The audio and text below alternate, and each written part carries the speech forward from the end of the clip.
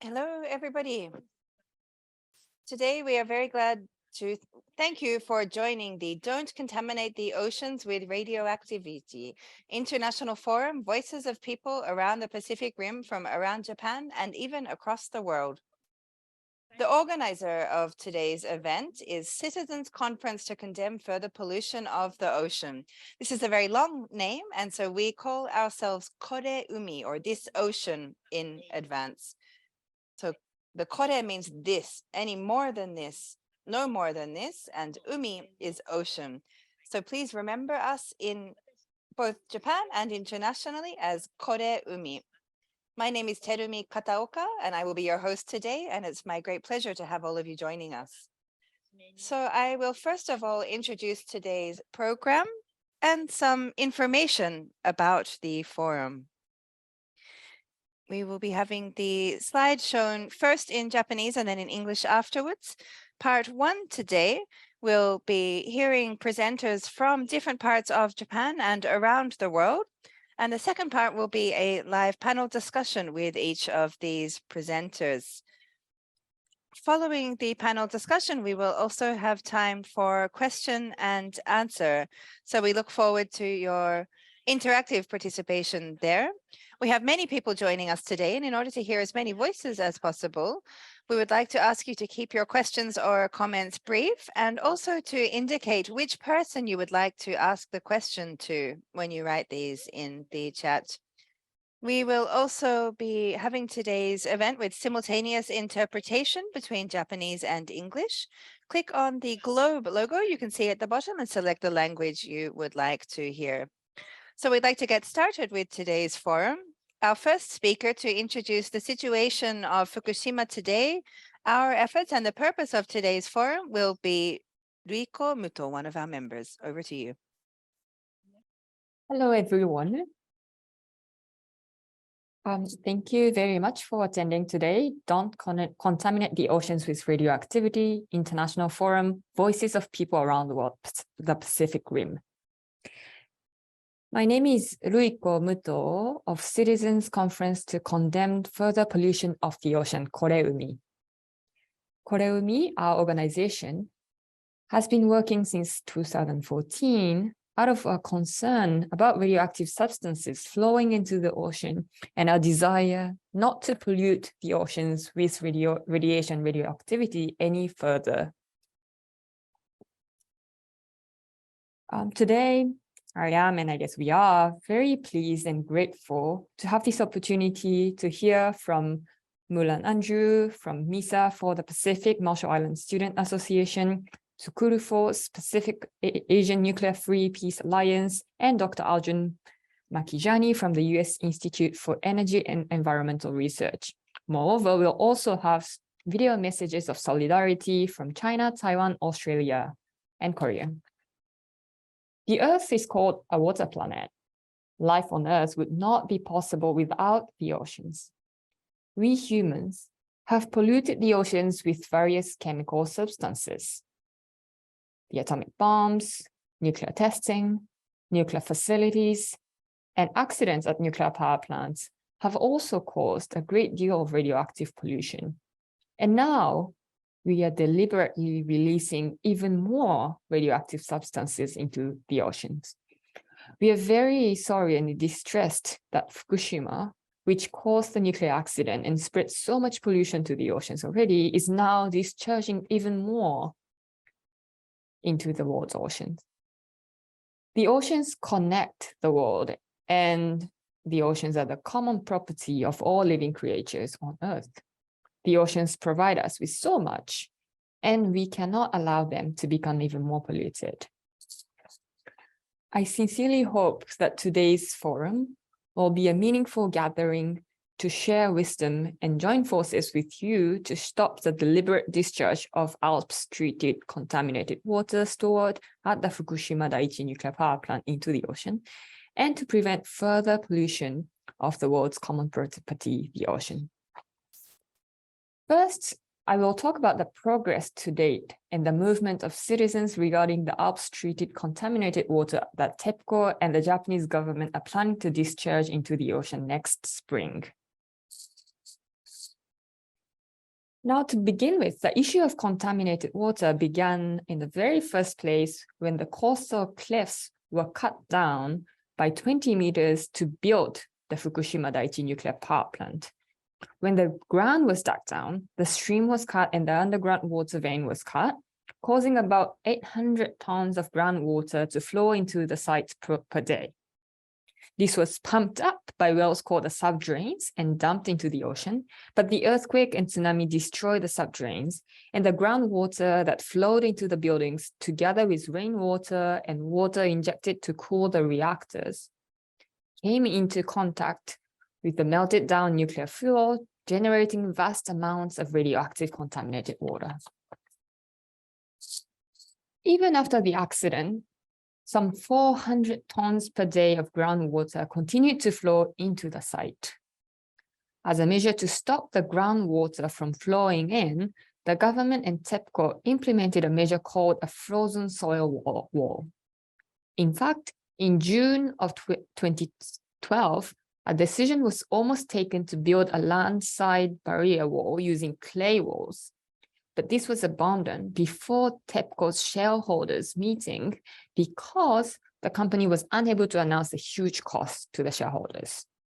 It was then decided to invest 34.5 billion yen of taxpayers' money for a frozen soil wall, as this option would allow the government to use its research and development funds and eliminate TEPCO's cost burden.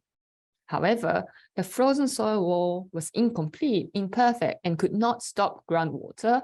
And even now, 140 tons of water per day is flowing into the buildings. The service life of the frozen soil wall is said to be 7 years, and the deadline really is approaching. In addition, the electricity cost to freeze the water is 1 billion yen per year. So measures against groundwater must be fundamentally reconsidered. With regard to the Alps-treated contaminated water that continues to accumulate, the government's Contaminated Water Treatment Committee established a tritium water task force to consider 5 options: geological injection, oceanic discharge, steam discharge, hydrogen discharge, and underground burial. Following this, the subcommittee on handling of treated water from multi-nuclear removal facilities was established to examine the issue from a social perspective, including reputational damage. At the explanation and public hearing on handling of treated water from multi-nuclear removal facilities held by the subcommittee in 2018 at 2 locations in Fukushima Prefecture and in Tokyo, there were 44 public speakers who expressed their opinions. And of 44, 42 wanted onshore storage instead of discharge into the environment, into the ocean. However, in February of 2020, in February 2020, the subcommittee submitted a report to the state, the government, which stated that, quote, the release of water vapor into the atmosphere and the release of contaminated water into the ocean are realistic, with the release to the oceans being more feasible, adding that measures against harmful rumors should be implemented. The Ministry of Economic Trade and Industry, METI, called for public comments between April and July 2020, and many of the more than 4,000 public comments submitted were against the release of contaminated water into the ocean. The Fukushima Prefecture Federation of Fishermen's Cooperative Associations and the National Federation of Fishermen's Cooperative Associations have adopted a resolution against the project, and the agriculture, forestry, fisheries, tourism, and consumer organizations in Fukushima Prefecture are also against it. In addition, 70% of the municipal councils in Fukushima Prefecture have issued a statement of opinion either against the government or for more caution at least. However, on April 13, 2021, without any parliamentary debate, the government decided on a policy to release the contaminated water into the ocean at a meeting of relevant government ministers. The government did not consult neighboring countries connected by the sea or listen to the concerns and protests voiced by other countries.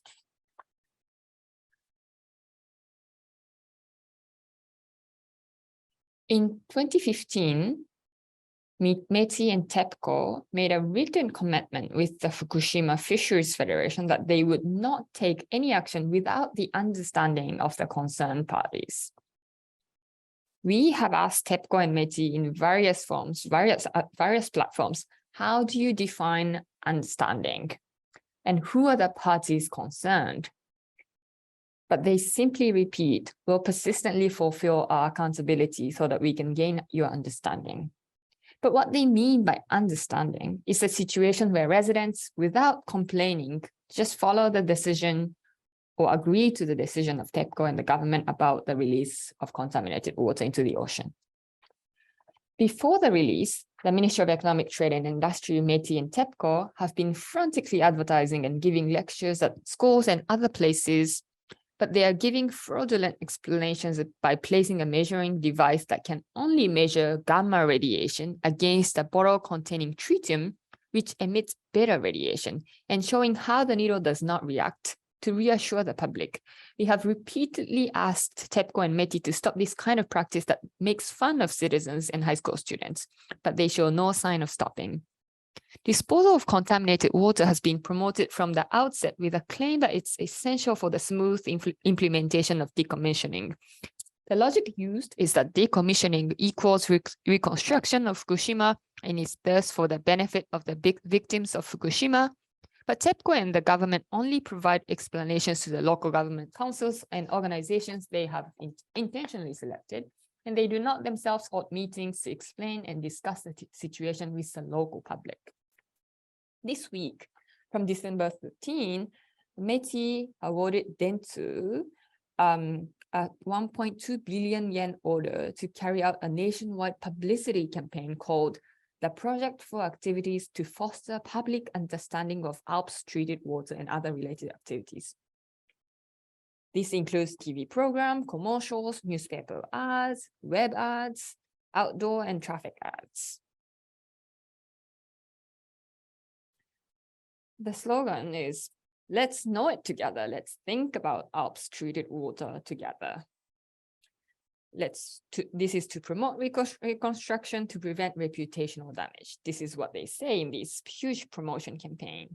Other pamphlets and videos have also been produced, and symposia and seminars have been organized. Alps treated contaminated water contains 860 trillion becquerels of tritium, which is difficult to separate from water. Tritium is sometimes said not to be a problem because it only emits low energy beta rays, but it has been pointed out that when combined with organic matter, it enters the body and can enter cells and DNA, causing damage to surrounding cells. And it's not only tritium that's in the water. Although TEPCO claims to have removed 62 nuclides, nearly 70% of the water stored in the tanks exceeded standards for radioactive substances other than tritium. This fact was revealed by media reports. The other substances that were found to have exceeded the standard was, until then, TEPCO had explained that all but tritium was within standards.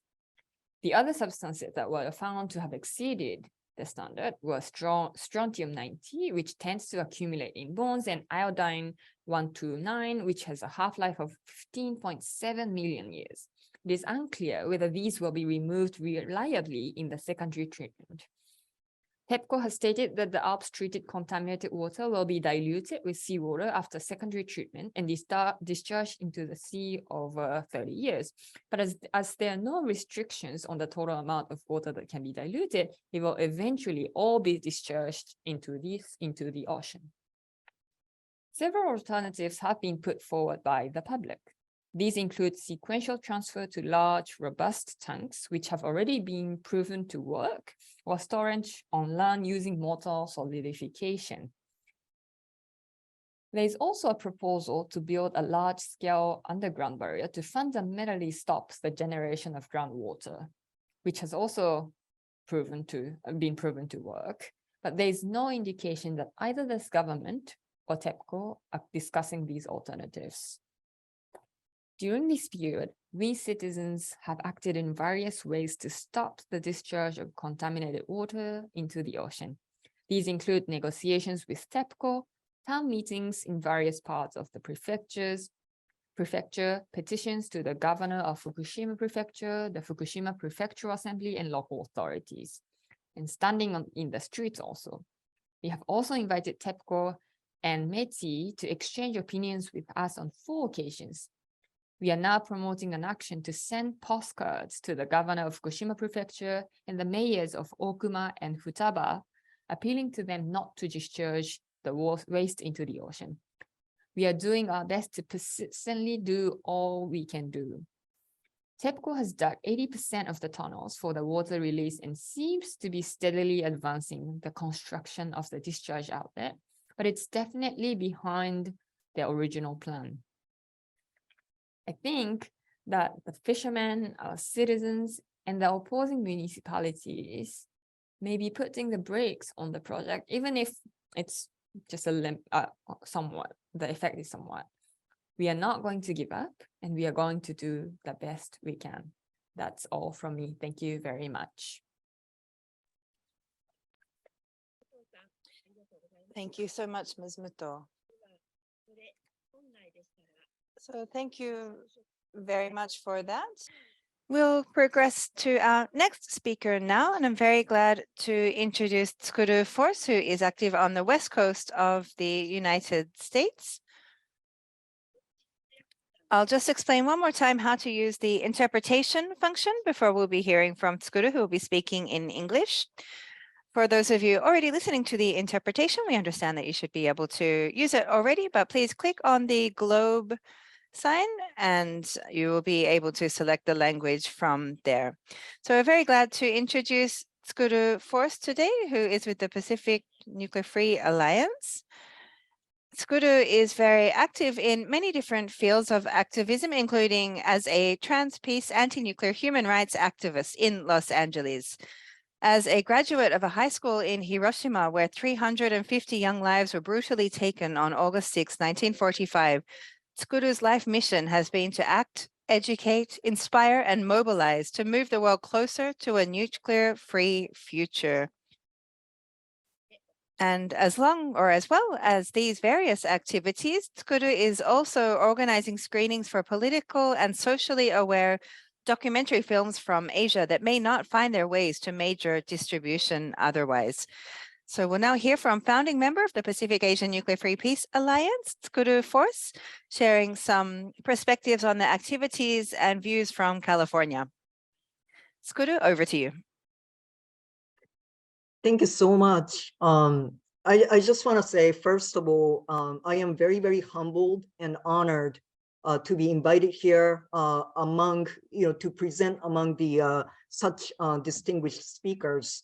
And I'll just do my part as best as I could, because I am just one activist who is very, very passionate about, stopping this world from contaminating itself further and leaving a better future for our children and future generations. So without further ado, I'll present my perspectives on the issue and what we have been doing, what we look forward to doing in the near future. So I am part of a sort of a collective called Join the Fight, Stop TEPCO, which includes actually the Manhattan Projects for Nuclear Free World in New York, No Nukes Action in San Francisco, and citizens groups in San Onofre, California, and also Activist San Diego, and Mothers for Peace in San Luis Obispo. And so I actually, first of all, what I want to do, I'll share my, let's see, excuse me. Okay, my computer's very slow right now, but okay. Yeah, my screen's not moving, but so I wanted to share when Japan announced its plan to discharge wastewater from Fukushima, I was observing the media activities in the United States, and it seems to me that in the beginning, all we can find, especially when you Google keywords such as Fukushima water on the search engine, what comes up first was actually stating the opinion that water discharge from Fukushima is completely safe. But I've been encouraged recently, especially from the beginning of this year, the perspectives who are questioning the safety of water discharge are slowly appearing, on the mass media, maybe not like major media, but kind of niche media. So I've been very much encouraged about that. Okay, so actually, since my screen is not moving, maybe I can ask someone to share the screen for me, and I'll just stop sharing because I would like people to see the screen. Sorry about that. I don't know why it's not moving on my end. Is it possible for someone to share my slides, and then I can just tell you to, yeah, sorry, excuse me, sorry. Yes, we'll do that apologize. for you. So just one moment. Thank you.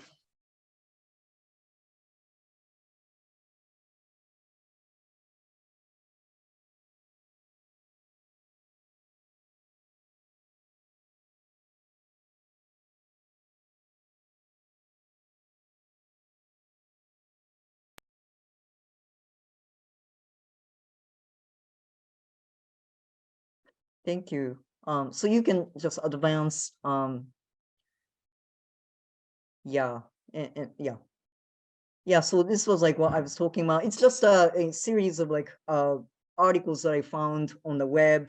So that is to say, like, as I said in the beginning, there were, articles after articles who are supporting supporting the TEPCO and Japan by saying that, it's completely safe. But I think this year, the articles who are questioning the safety of the discharge are starting to emerge. So that's been very encouraging to me. Please, next slide. So yeah, so this was like April 13, 2021. So this was actually good article from the Science magazine, but it's still stated, next slide, please, stated that, stated that, it's safe to discharge water because by diluting, the radioactivity can be reduced to safe levels. That's what the article said. But next slide, please.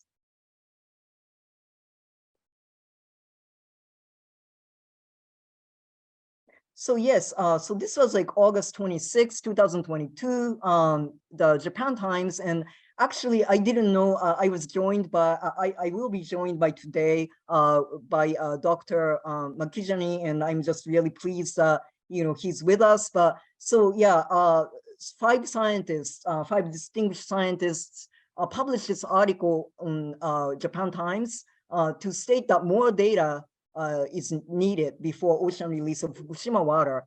Next slide, please. Yeah, so essentially, the five scientists advocated that in order to ensure the safety, more data are needed, and what we have right now is really not enough. So next slide, please.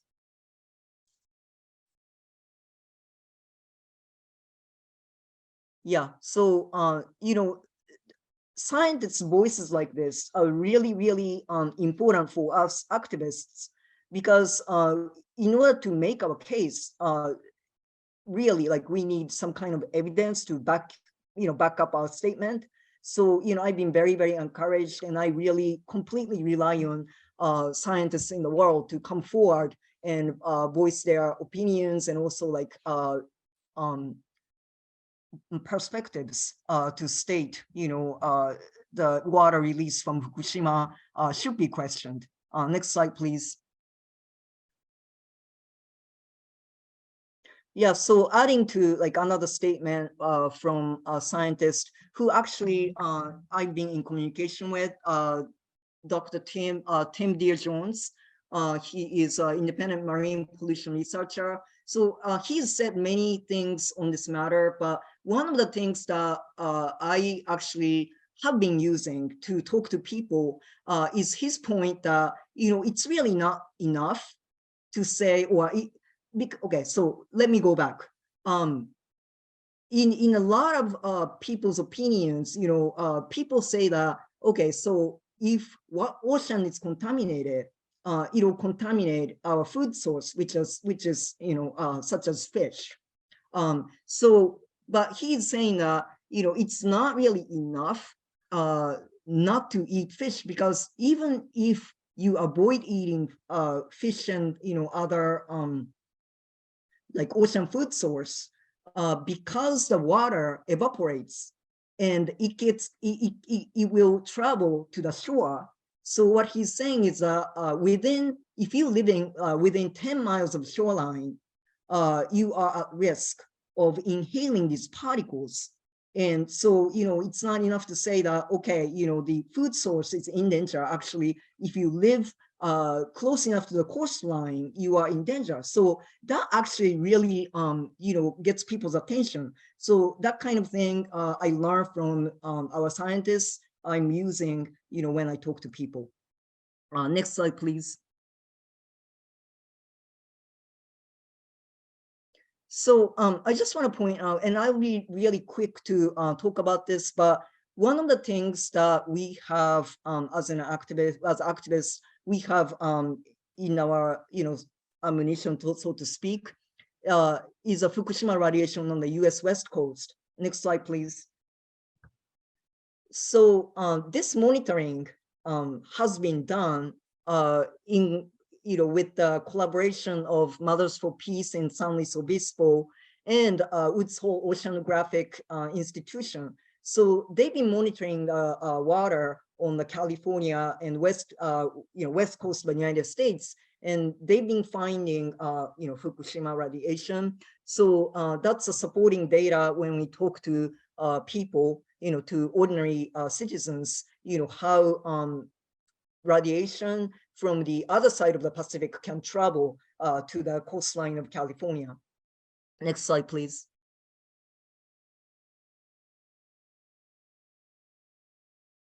So yeah, I'll be rather quick with slides here, but such as in November 2014, trace amounts of radioactivity from Fukushima were found in the Pacific Ocean of the California coast near Eureka, which is northern part of California, to the north of San Francisco. Next slide, please.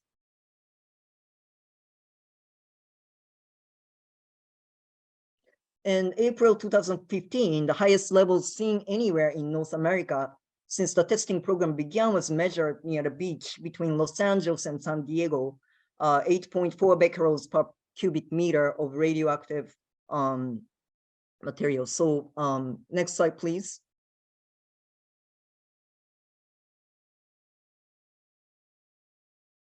And in February 2018, the levels of Pismo Beach, which is near San Luis Obispo, where Mothers for Peace is located. And also that's actually the site of, the San Luis Obispo is a site of the last operating plant, nuclear power plant in California.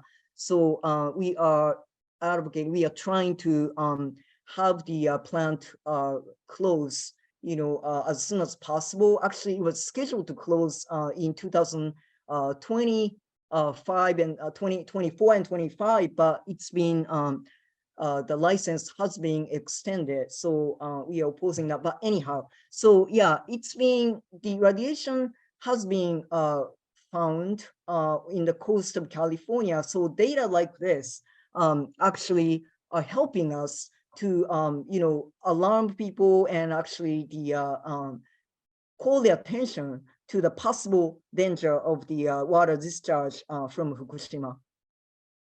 Next slide, please.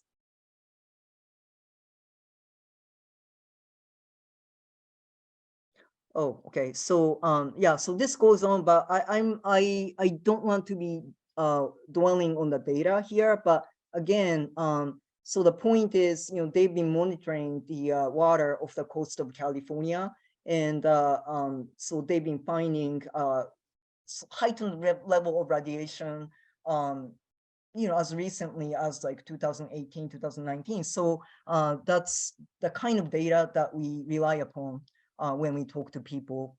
And I think this presentation will be available later, so I'll just skip forward. Next slide, please. Yes, so this is actually, to me, the most important part of the presentation, because as an activist, I really, I consider this as a great opportunity to meet people across the ocean who are working on this issue as well, and brainstorm, what we can do together. So let me just throw out some ideas that we have going forward in 2023. Next slide, please. So this was actually, these are the pictures from June 2022 of this year, when we launched this campaign called Don't Nuke the Pacific, Stop TEPCO. So this is Santa Monica Beach next to LA, essentially. And a few of us were out there on Sunday in June. And what we decided to do is actually to talk to people, approach people who are enjoying themselves on the beach, because these are the people who are probably most interested and most who has the most investment in the safety and cleanliness of the ocean. So we went up to people to speak to them and to inform them of the water discharge from Fukushima. And there are about 3 reactions, typical reactions that we got. One, there were some people who have heard of the planned discharge.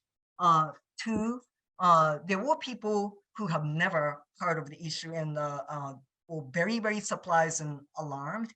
And there were people, who really didn't want us to disturb them. But what I want to tell you though, mostly, I would say like 95% of people who we approached were willing to, listen to what we have to say. And also, I would say about maybe 60-70% of people, who listen to us were really interested in doing something to stop this from happening. So that was very encouraging to us. Next slide, please.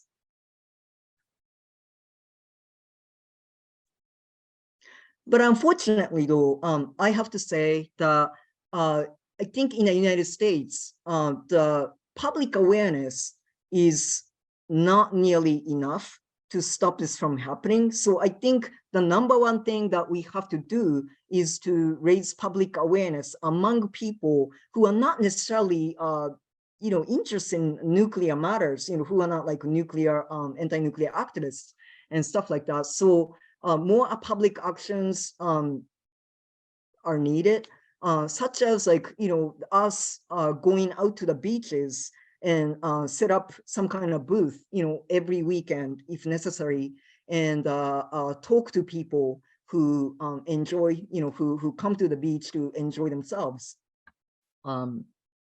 Would you click, please? And another thing we could do, we are planning to do is municipal resolutions in coastal cities.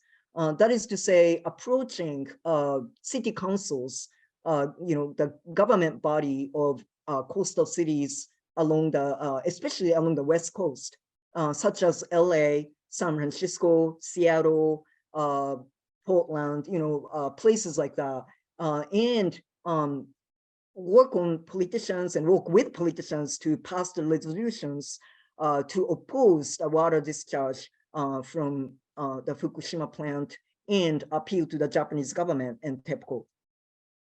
Click, please.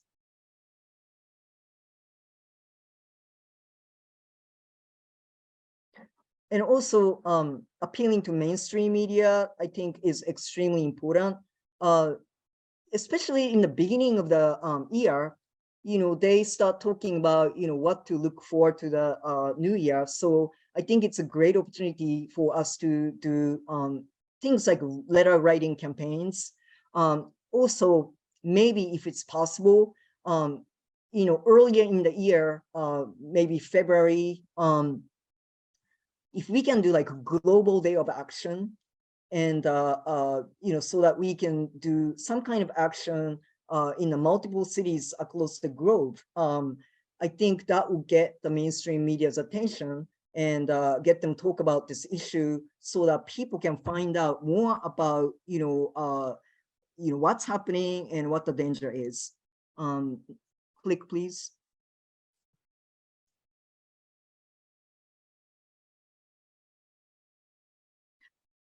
Okay, so raising awareness on wastewater dumping in the ocean. So what I wanted to say with that, actually, can you move forward the click, and actually, I need to see the next slide. Yeah, so one of the things that's getting our attention is that it'll be very, very effective to get people's attention by connecting the issue of Fukushima water discharge with domestic issues in the United States.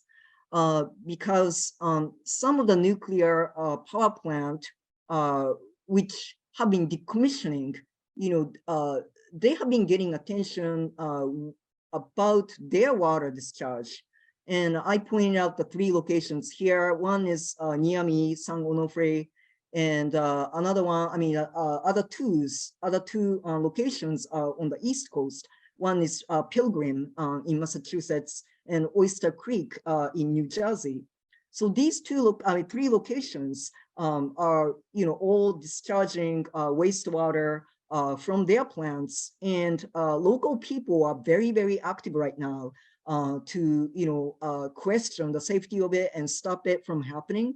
And that's getting a lot of media attention. So in order to get people's attention and have them pay attention to the issue of Fukushima, I think it'll be very effective for us in the United States to link up with local activists in Massachusetts and also New Jersey, and California, of course, and campaign together for the cleaner ocean and stopping water discharge from nuclear power plant that contaminate our water. Next slide, please. Oh, okay, so sorry. Yeah, so this is actually 2 days ago, the article that I found. So EPA, Environmental Protection Agency in the United States, warned Holtec, which is really into the decommissioning business of nuclear power plant, and they managed Pilgrim nuclear power station. So the EPA warned Holtec that they can't be discharging water without new license. And if they still discharge water, they may be fined. So that kind of news is very encouraging for us. And I really, really glad that local people in Massachusetts are very, very, active on this issue. And, which is the interesting thing about this is that the situation at both Pilgrim and also the Oyster Creek, they are, fishing towns, and their industry, the fishing industry are one of the main industries of the local population, local population. So it's kind of, it kind of mirrors the situation in Fukushima. So, we would very much like to work together with activists in Massachusetts and New Jersey. Next slide, please.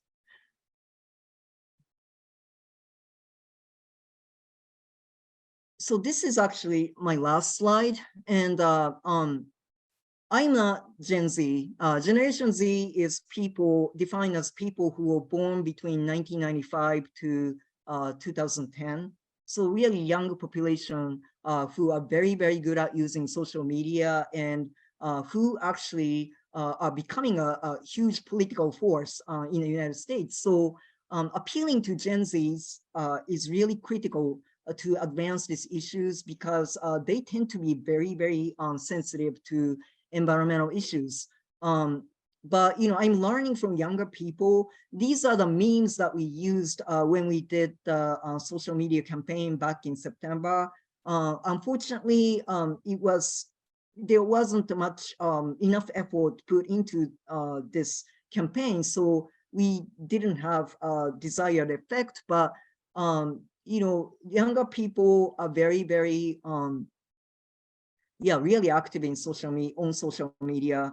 And these memes, I'm 51. I won't be able to come up with these things. And some of the things, I just really, frankly, we have to be very sensitive not to offend people or add to, reputational damage that people in Fukushima already suffer.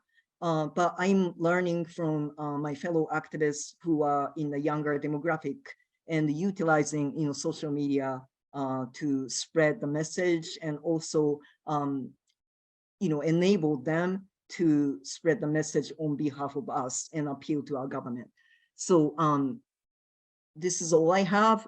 Thank you so much for listening. And I'm just looking forward to, discussing, what we can do together going forward. Thank you so much.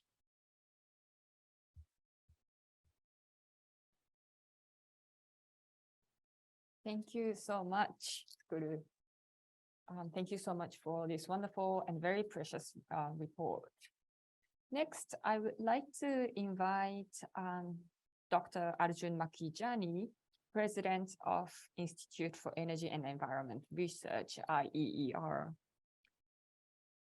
Dr. Makhijani is a president of IEER near Washington, D.C. And he has a PhD from UC Berkeley, specialized in nuclear fusion. He has produced many studies and articles on nuclear fuel cycle related issues, including weapons production, testing, and nuclear waste over the past 20 years. And in 1991, he was also a pioneer in the study of how we can save energy. And recently, he's also writing quite a lot about carbon-free and nuclear-free. And his recent book include Carbon-Free and Nuclear-Free, a roadmap for U.S. energy policy, from IEER Press. This was the first analysis of a transition to a U.S. economy based completely on renewable energy without any use of fossil fuels or nuclear power. He is also the principal editor of Nuclear Wastelands and the principal author of Mending the Ozone Hole, both published by MIT Press. So Dr. Makhijani will discuss the expert panel's memorandum sent to the Pacific Islands Forum in August this year, meeting on the scientific status of the planned release of radioactive cooling water from the Fukushima Daiichi nuclear power plant accident. And over to you, Dr. Makhijani.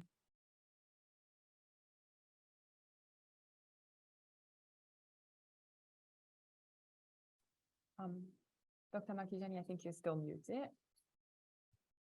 Thank you very, very much. I really appreciate being invited to be here.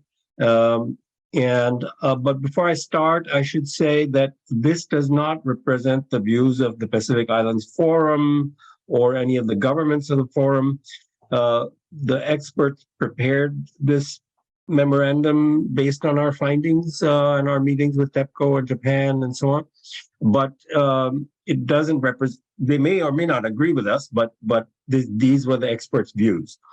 And to the extent that I might say my own views, you can verify what I say is from the memorandum, which is the expert panel views, and then some things that I might give you my own views, especially maybe in response to the question.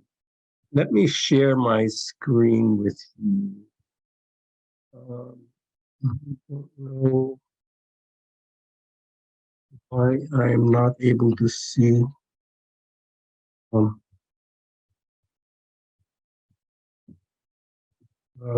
me see.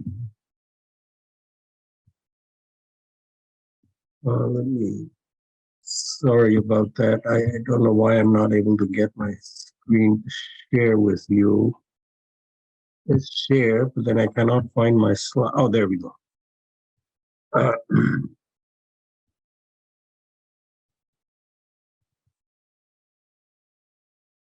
trying to put in presentation mode, but it doesn't want to go there. It worked earlier. Can you see my screen? Can I just proceed, even though it's not in presentation mode? There. Okay. Yeah. So we prepared this memorandum in August of this year. We have been working since the beginning of the year for the Pacific Islands Forum, and the 5 members of the panel have different kinds of expertise. Some in radiation. I have my engineering background from University of California and nearly 50 years of studying these issues, and then we had oceanographic and ecological experts and nuclear physicists and so on.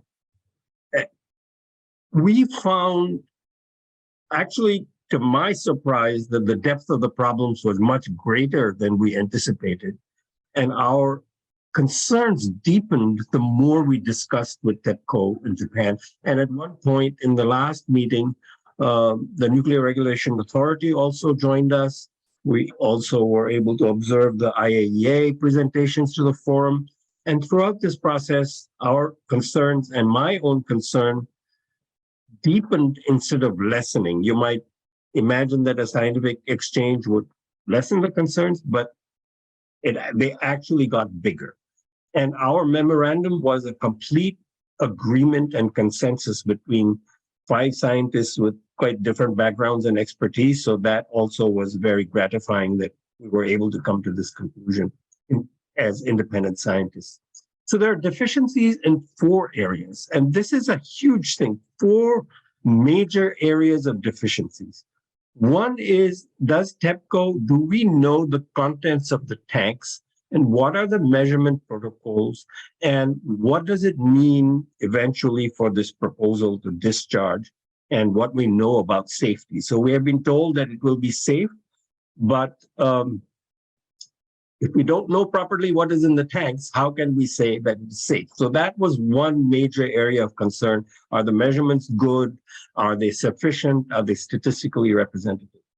The other thing was, will the ALPS perform as required? So you reprocess, you retreat the water, some of which, as you have heard, has contaminants, radionuclides other than tritium, far in excess of allowable limits.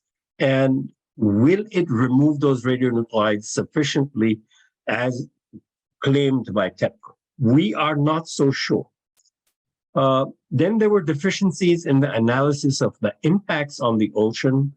And that was also, some of the things in that regard were also quite surprising, because not very scientific in some way. And that's not an easy thing to say, but that is what we concluded. And then lack of consideration of alternatives, we proposed 3 of them that had not been considered as yet, or at least 2 have not been considered, maybe 3rd partly considered and rejected.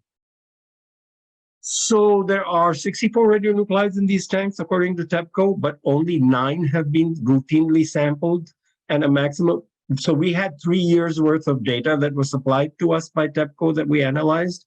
Dr. Ferenza Delnoki-Veres actually spent a lot of time going over those spreadsheets. They were not in good condition to be analyzed. The units were different. It was not a very scientifically sound way to send data to other scientists, but we analyzed it anyway. Maximum number of radionuclides we saw 19 out of 64. Most of the time it was 7 plus tritium and carbon-14, so 9. Sampling was inadequate in quantity, so not enough samples. So there are tank groups, number of tanks are connected. They're quite large tanks, and there was only one 30-liter sample taken per tank group, just one. Sampling was unrepresentative. That means it was not statistically designed to know averagely what is in the tank. So that means we don't know, and we discussed this with TEPCO. So this is not just, so we have presented these findings to TEPCO. They did not dispute that the sampling was unrepresentative. That basically the idea was that we're not very concerned right now with what is in the tanks. We're concerned with what happens at the time of discharge. And then only 20% of the tanks have been sampled. So overall, the sampling situation is very poor, in my opinion. Those words are not in the memorandum, but that is my conclusion. The knowledge of the radionuclide contents in the tanks is far from sufficient to say we are going to be able to treat this successfully and discharge, and the discharge will be safe and will meet the limits. So this is the data compiled from the data sent to us by TEPCO. And as you can see, 64 radionuclides are at the top of the graph. The red line represents the maximum radionuclides measured. And you can see most of the time it was either 7 or 9 radionuclides that were measured. Then there was the question of what do these measurements tell us? So strontium-90 and cesium-137 are produced in roughly the same quantities as the reactor generates power. So roughly the same quantities in the molten fuel in the reactors. But in the wastewater, in the water in the tanks, the strontium-90 and cesium-137 ratios are quite variable. I'll show you how variable they are, but it means that ALPS treatment may not be working uniformly to remove one or both radionuclides in the same way over time. It may mean that they're collecting different amounts of radioactivity. The efficiency of ALPS varies. We have not had a scientifically sound explanation of why these ratios are so different. And these are two of the most important radionuclides for ecological impact and health impact that need to be considered. So there are radionuclides other than tritium in the tanks. So some of the tanks have sludge. That is, particles that have settled in the tank. So it's not like the tanks are all uniformly liquid and they can be pumped out and treated. Some of the tanks are like that, but the early tanks, for the first 2 or 3 years after the accident, there were a lot of particulates, and some of those particulates have settled. My own suspicion, and this is just me speaking, is the sludges in the bottom of these tanks are probably much more radioactive than the average of the water. And they will also disproportionately contain plutonium isotopes and americium-241, the highly radioactive alpha emitters that are quite dangerous to health. We did not get a very clear answer about what they're going to do about these sludges. Now, removal of the water above the sludges could mean many particulates go up with the water into the ALPS treatment system. How will the ALPS treatment system handle it? We didn't receive an answer. One of the most surprising problems, and you will please permit me to explain this technical problem to you at some length, because this was the most surprising unscientific part for which we got zero explanation when we raised it. So they measured TEPCO measured a fission product called tellurium-127. Tellurium-127 is produced while the reactor operates and generates energy, but it has a half-life of only 9 hours. So accident was on March 11th. By the end of April 2011, tellurium-127 should have disappeared almost totally. And by the end of 2011, nothing should be found, nothing. And yet in 2019, they gave us several measurements indicating, first of all, the measurements were not properly represented. They indicated very high threshold of detection, which didn't make any technical scientific sense. That's not how measuring instruments that are good will respond to high contamination. And then the numbers there were very large concentrations of tellurium in 2019, which is technically impossible unless there are accidental criticalities, chain reactions going on in the molten fuel. So we have raised this in the memorandum that you have, that Mari has translated, and thank you very much, Mari, for translating the memorandum. We raised this with TEPCO. The IAEA has it. The Nuclear Regulation Authority has it. When TEPCO responded during a meeting, they said, well, 2019, but it was 2014. And so I pointed out that in 2014, you should find nothing. And they said, well, maybe December 2011. And I said, in December 2011, you should find nothing. So this indicates that measurements are not being done in a scientifically sound spirit. And if you make a mistake, we all make mistakes. I certainly have made mine. But if you go to my institute's website, you will find errata. Sometimes when we make mistakes, we say, yeah, we made a mistake, and we publish a correction and inform the public what is the correct number or what is the correct situation.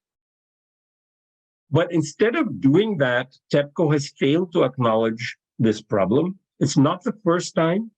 Ferenc, my colleague, pointed us out a similar problem in 2011, and I worked with him back then. I was quite active in analyzing Fukushima issues after the accident. And TEPCO responded by removing the data from the website, but never explained how these problem measurements came to be in its data. So this is a huge problem for me, because it indicates not approaching the problem in a scientific spirit. And if you have made a mistake, you should just admit it, fess up, move on, figure out what gave rise to the mistake so you don't allow them. So here are the strontium and cesium ratios of ALPS treated water. So this is water that has been treated, and then before entering the tank, some measurements were made. So strontium 90 to cesium ratio can be as high as 10,000, as high as 100, as low as 1. So many measurements have ratios much greater than 1. And then also it can be less than 1, 1/10, and even less than 1/10. So this variation by a factor of more than 10,000 between the lowest and the highest has no explanation. And these are very, very important radionuclides. And then in some of the water, they are present in quite high concentrations. So will they be able to remove it? The testing of the ALPS system has not been sufficient, in my mind, to say that ALPS treatment will be successful. When this was raised, basically, TEPCO and the IAEA indicated that, they will just treat ALPS, run it through ALPS, and treat it many times. How many times? We don't have a clear answer. How long will it take? If you have to treat it many times, will it be 30 years then, 40 years, 50, 60? No answer. So you can see the whole process just in the beginning, from the measurements, what's in the tanks, how will that affect the ALPS functioning? None of that is being done in a scientifically sound manner. And if it were just our opinion without talking to TEPCO, you could say, well, maybe we made a mistake. But we have presented these things to TEPCO and not received any response saying that, expert panel, you are wrong. This is the correct thing. This is how we are going to do it. But no, we have not received any satisfactory answer. So, as I have said, presence of sludges, the high variability of strontium and cesium, potential of stirring up particulates, all these are going to be potential problems for treatment. And then if there are problems and you have already decided you're going to discharge and you're not doing anything about it now to prevent the problem, then it could become stuck. Of course, more water is being generated. So while they say 30 or 40 years, this whole thing could run 50, 60, 70, 80 years. So the urgency question is kind of mysterious because this is going to go on for the half a century or the better part of a century. It's very risky to decide to proceed without adequate knowledge of what's in the tanks that's detailed enough to say if the ALPS will function properly, and then to test ALPS with the kinds of materials and water that is going to be treated, including the tanks with the sludges. So up front, and one of the big surprises was that when the IAEA got our materials, they basically have said, we don't need to know now what is in the tanks. We will see after ALPS treatment whether the water is safe to discharge or not. What will you do if it's not safe, doesn't meet the criteria? Run it through ALPS again. How many times? We don't know. This is not a good way to proceed with this huge, important proposal and then say in advance that we know it's going to be safe. I don't think that they can make this statement with scientific confidence. At least I would never do that. So ecosystem assessment. So first of all, there are these other radionuclides, strontium, cesium. They're not going to be completely removed. Strontium concentration in TEPCO's assessment was assessed to be a maximum of 10, but strontium 90 can concentrate in the bone and through the ecosystem food chain much more than that, and that has not been taken into account. Tritium is radioactive hydrogen, it's radioactive water is what we're talking about. When living beings take in water, it becomes organically bound. Our DNA has carbon and hydrogen and oxygen. That's mostly what we're made of. Has some trace and nitrogen, phosphorus, a few other trace things, but mostly hydrogen, carbon, and oxygen. So if your hydrogen is radioactive, then your cells are going to have radioactivity. And let me say, I've studied tritium a lot. And so this is me speaking. Actually, I have a book that is going to come out on tritium next month. When tritium gets inside the cell, it's mostly water, and it ionizes that water. It creates hydroxyl radicals. These are very chemically reactive, and they can damage not the nuclear DNA alone, they can damage the mitochondria, which are the energy system of the body. So these mitochondria produce ATP. When you move, when your heart beats, when we breathe, it's the mitochondria talking. They convert our food into the energy that we need for the heart to beat. And what hydroxyl radicals do, what tritium can do when it enters the cell and ionizes and radiolyzes the water, it can cause DNA damage in the mitochondria, not the nuclear DNA, but the mitochondrial DNA, which is in the cytoplasm. When we raise this issue with TEPCO, in their ecosystem assessment, they ignore organically bound tritium. When we raised this in a meeting, they said, well, we can take into account that it will be organically bound tritium will be 10% based on official assessment of the International Commission on Radiological Protection. But what was that report? That report was what happens when human beings drinking water is contaminated with tritium, what happens in our body. But we're not talking about drinking water. We're talking about seawater contaminated with tritium and what will happen to the whole ecosystem.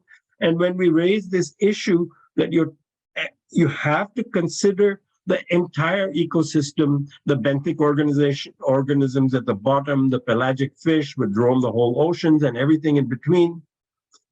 They said we're not required to consider those things. And that's where it stands.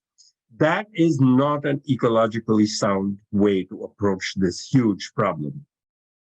The intergenerational and transboundary impacts have also not been given due attention. So alternatives. Now, this is my last thing. So some alternatives have been considered, and you know that, I won't dwell on it.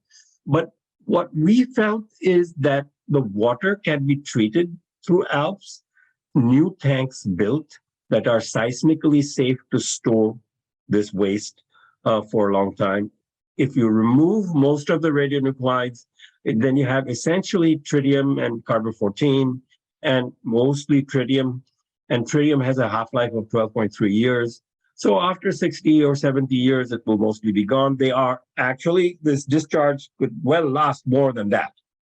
But once you have done that, you also have other options, because tritium, as has been said, is a beta emitter in that, demonstration that TEPCO has been doing.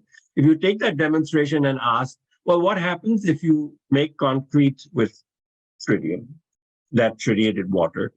The concrete will essentially stop those beta rays. If you make concrete, for example, that is not for buildings, but for underneath of bridges, take stuff that will not have human contact, the radiation dose potential would be eliminated. And, even when you take apart those structures after 50, 60, 70 years, the tritium will be pretty much gone. There's also bioremediation. Various plants and fungi can concentrate tritium, and then that concentrated tritium can be treated as solid waste. There's so much solid waste. This decommissioning is going to be a huge, giant problem. This particular problem should be one of the less difficult problems. And what TEPCO and the Nuclear Regulation Authority, in giving permission to do this, have done is they have taken one of the less difficult problems and are converting it into a multi-generational Pacific Ocean-wide problem for generations to come. We were dismayed, and I was especially dismayed, that when the IAEA learned of this, they basically said, we don't need to attend to this now. We will see later after the ALPS treatment, and we don't really need to pay attention to what is in the tanks now. This is, I think, an extremely serious problem, given that IAEA is the internationally recognized authority on these kinds of issues. They're doing a good job in many contexts, including in Ukraine currently. But in Japan, my opinion is that they have not done their due diligence. And that is a very disappointing thing to say, and I say it very reluctantly. And that's the end of my presentation. Thank you.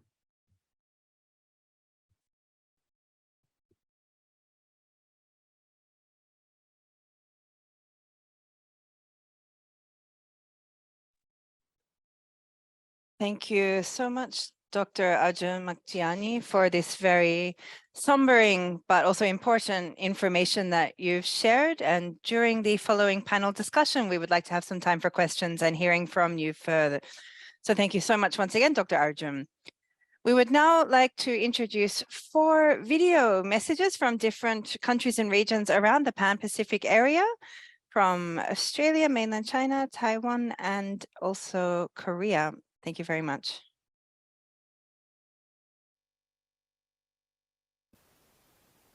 Hello, my name is Tillman Ruff from IPPNW and ICANN. I'm pleased to be speaking to you from Boonwurrung land in Melbourne, in Australia. I'm pleased to join you on this important gathering. I want to acknowledge and apologise for the sadness it brings that uranium mined in Australia is now the cause of the fallout and harm and so much distress and ill health as a result of the ongoing Fukushima disaster. It shows us just how interconnected both the nuclear industry is and the release of its products in terms of their effects. Also,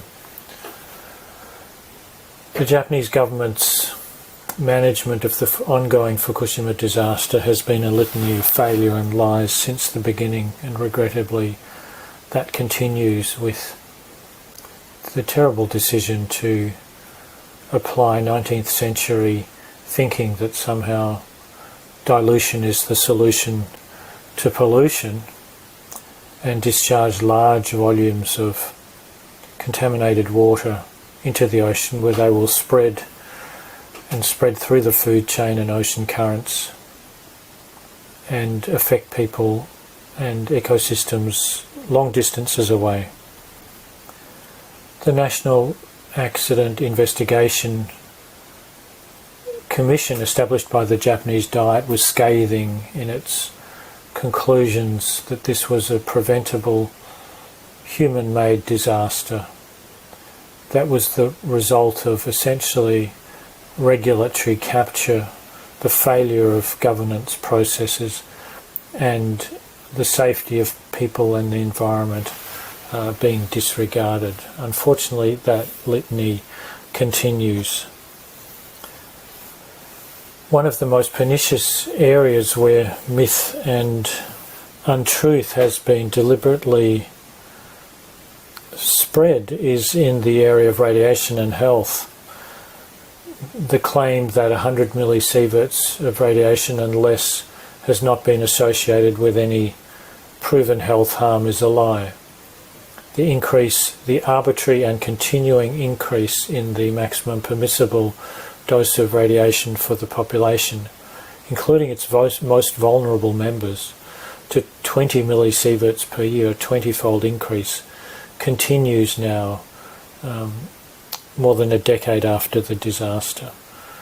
Even the acceptance of that as the benchmark for return, now even being increased to areas over 50 millisieverts being deemed suitable for some return and activity, shows an egregious disregard for human rights and health, the health of people and planet, and a lack of respect for evidence. The claimed target of less than 1 millisievert per year at the site boundary as the target for radiation control is really irrelevant for the water discharge, where the principal risks through the food chain and need to take into account the very significant factors of bioconcentration and recycling of key contaminants in the marine environment. Alternatives, of which a number exist and have been put forward, prolonged storage, use of contaminated material in low exposure, durable materials such as concrete to which people won't be exposed to any great degree, have not been adequately considered. Rights have been ignored, both of people in Japan and of people potentially affected around the oceans of Asia and the Pacific. The process for considering such important decisions needs to be open, transparent and accountable, respect human rights for those directly affected, and be evidence-based. The concerns about the planned discharges are not just among governments in East Asia and the Pacific, but also no less than 9 UN special rapporteurs have drawn attention to Japan's obligations to prevent exposure to hazardous substances, to conduct proper environmental impact assessments, and to prevent transboundary environmental harms and protect the marine environment. This flawed plan can still be stopped and a better path found, and I hope this meeting helps to contribute to that outcome, and I'll be pleased to stand alongside you and work for it with you. Thank you. 大家好，我是来自台湾的环保团体绿色公民行动联盟的秘书长崔树新。在这边，我要表达我们希望日本政府撤回福岛核污水排放的计划。我们在台湾发起了联署与抗议。在这边，我们要跟大家说明的是，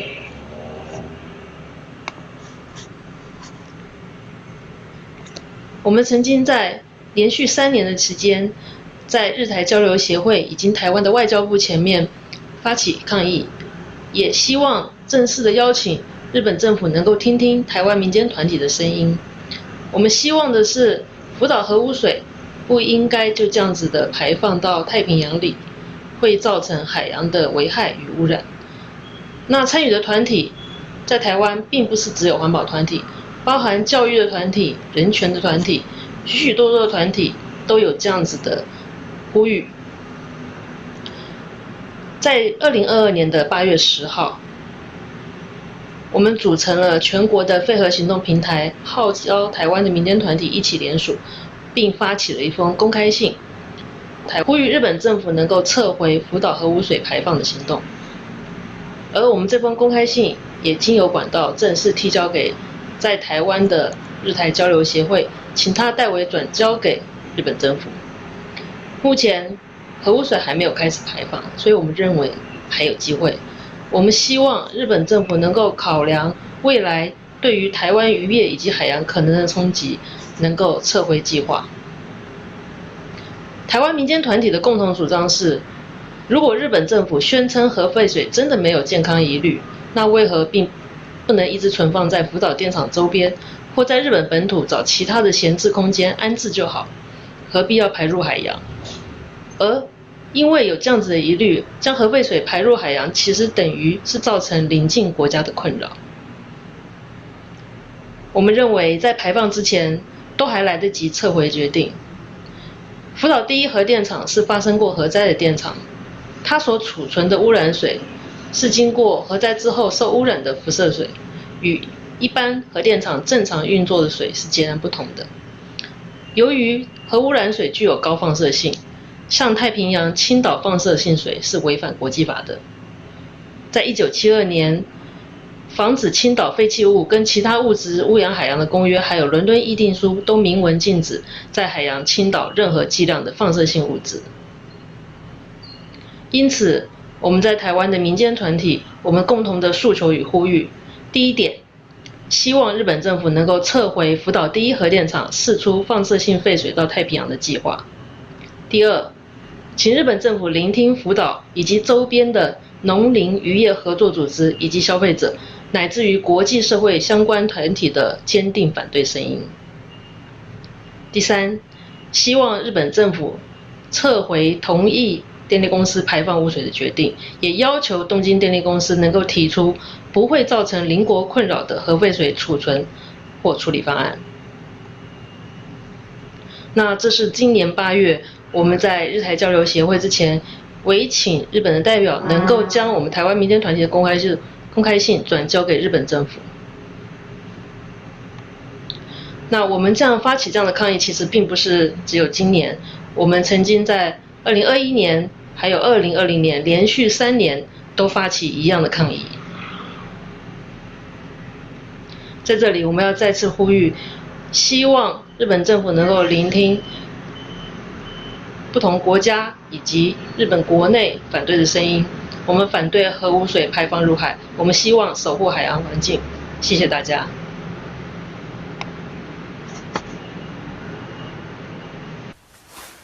嗨，各位关注福岛核电站核废水排放问题的朋友们，大家好，我是杜文杰，是来自中国的一家民间组织大连高新区蔚然滨城志愿服务中心的负责人，非常高兴有机会通过视频的方式来参加这个论坛，并和各位进行交流。2021年4月13日，日本政府正式决定通过向海洋排放的模式来处理福岛第一核电站事故后产生的核废水。这项决定公布之后，中国的民间环保机构和关注海洋保护议题的民间组织就旗帜鲜明地表达了反对意见。200多家机构通过互联网平台发表联合声明，明确表示对日本政府这项决定的担忧，呼吁日本政府重新审视核废水的处理方案，并建议对福岛核废水的解决方案进行科学的论证，接受民间组织和国际社会的监督。自联合声明发表至今，中国的民间机构一直在持续关注着日本核废水处理的事态变化和相关进展，并呼吁日本政府能够以对人类和地球环境负责的态度来慎重决策，在未得到相关利益方普遍认可的前提下，不要贸然向海洋排放核废水。目前的研究证明，在福岛核电站内存储的核废水中，大量的放射性物质超出了标准值，没有达到排放标准的处理水比例很高，而且核废水中放射性元素的排放总量尚未评估。这些放射性元素如果排入到大海，虽然浓度会下降，但排放总量是不会变化的。而且现在有数据证明，放射性元素在海洋中极有可能存在富集的现象。这些放射性物质进入到鱼类体内会发生变化，人适应后相当于长期处于核辐射的状态，所产生的影响将难以预测。针对福岛核废水的处理，有增加存储罐量、地下掩埋、注入地壳、以水蒸气形式排放到大气中等其他的处理方式。东京电力选择了最为经济的稀释排放的模式，这对于人类而言，会不会是最为昂贵的处理方式呢？我们只有一个地球，福岛核废水排放可能造成的海洋放射性污染将会波及到所有人类，后果之大，将是人类所面临的前所未有的风险。为了我们人类共同的安全，我们呼吁日本政府拿出更为稳妥的处理方案来降低风险。在这里，蔚然槟城向参会的各位伙伴发出倡议，让我们投入更多的精力来关注福岛核废水排放的进展，并带动更多的民众能够关注到这个议题，为解决当前存在的问题提出更有建设性的方案。我们也希望通过本次会议的召开，关注这个议题的国际同仁们能够成立一个沟通和行动的网络，后续为改变当前的状态来共同发力。蔚然槟城与各位伙伴一起，为推动日本政府选择对环境友好的方案处理核废水而共同行动。如果有任何需要，不要犹豫，请联系我们。再次感谢大家对这个议题的关注，为了共同的家园，我们一起努力。Hello, はじめまして。I'm Su Yang from Seoul. I work at the Center for Peace and Disarmament of PSPD. And Pacific Ocean is our common ocean. We South Korean people is so worried about the Japanese government plan to release the contaminated water into the Pacific Ocean. It will affect not only people but also every life in the ocean. I would like to express my huge solidarity to you and your action for our common ocean. And we know that the nuclear power plant and nuclear weapon cannot be the answer for our future. So let's make a nuclear-free Northeast Asia together. Thank you and ありがとうございます。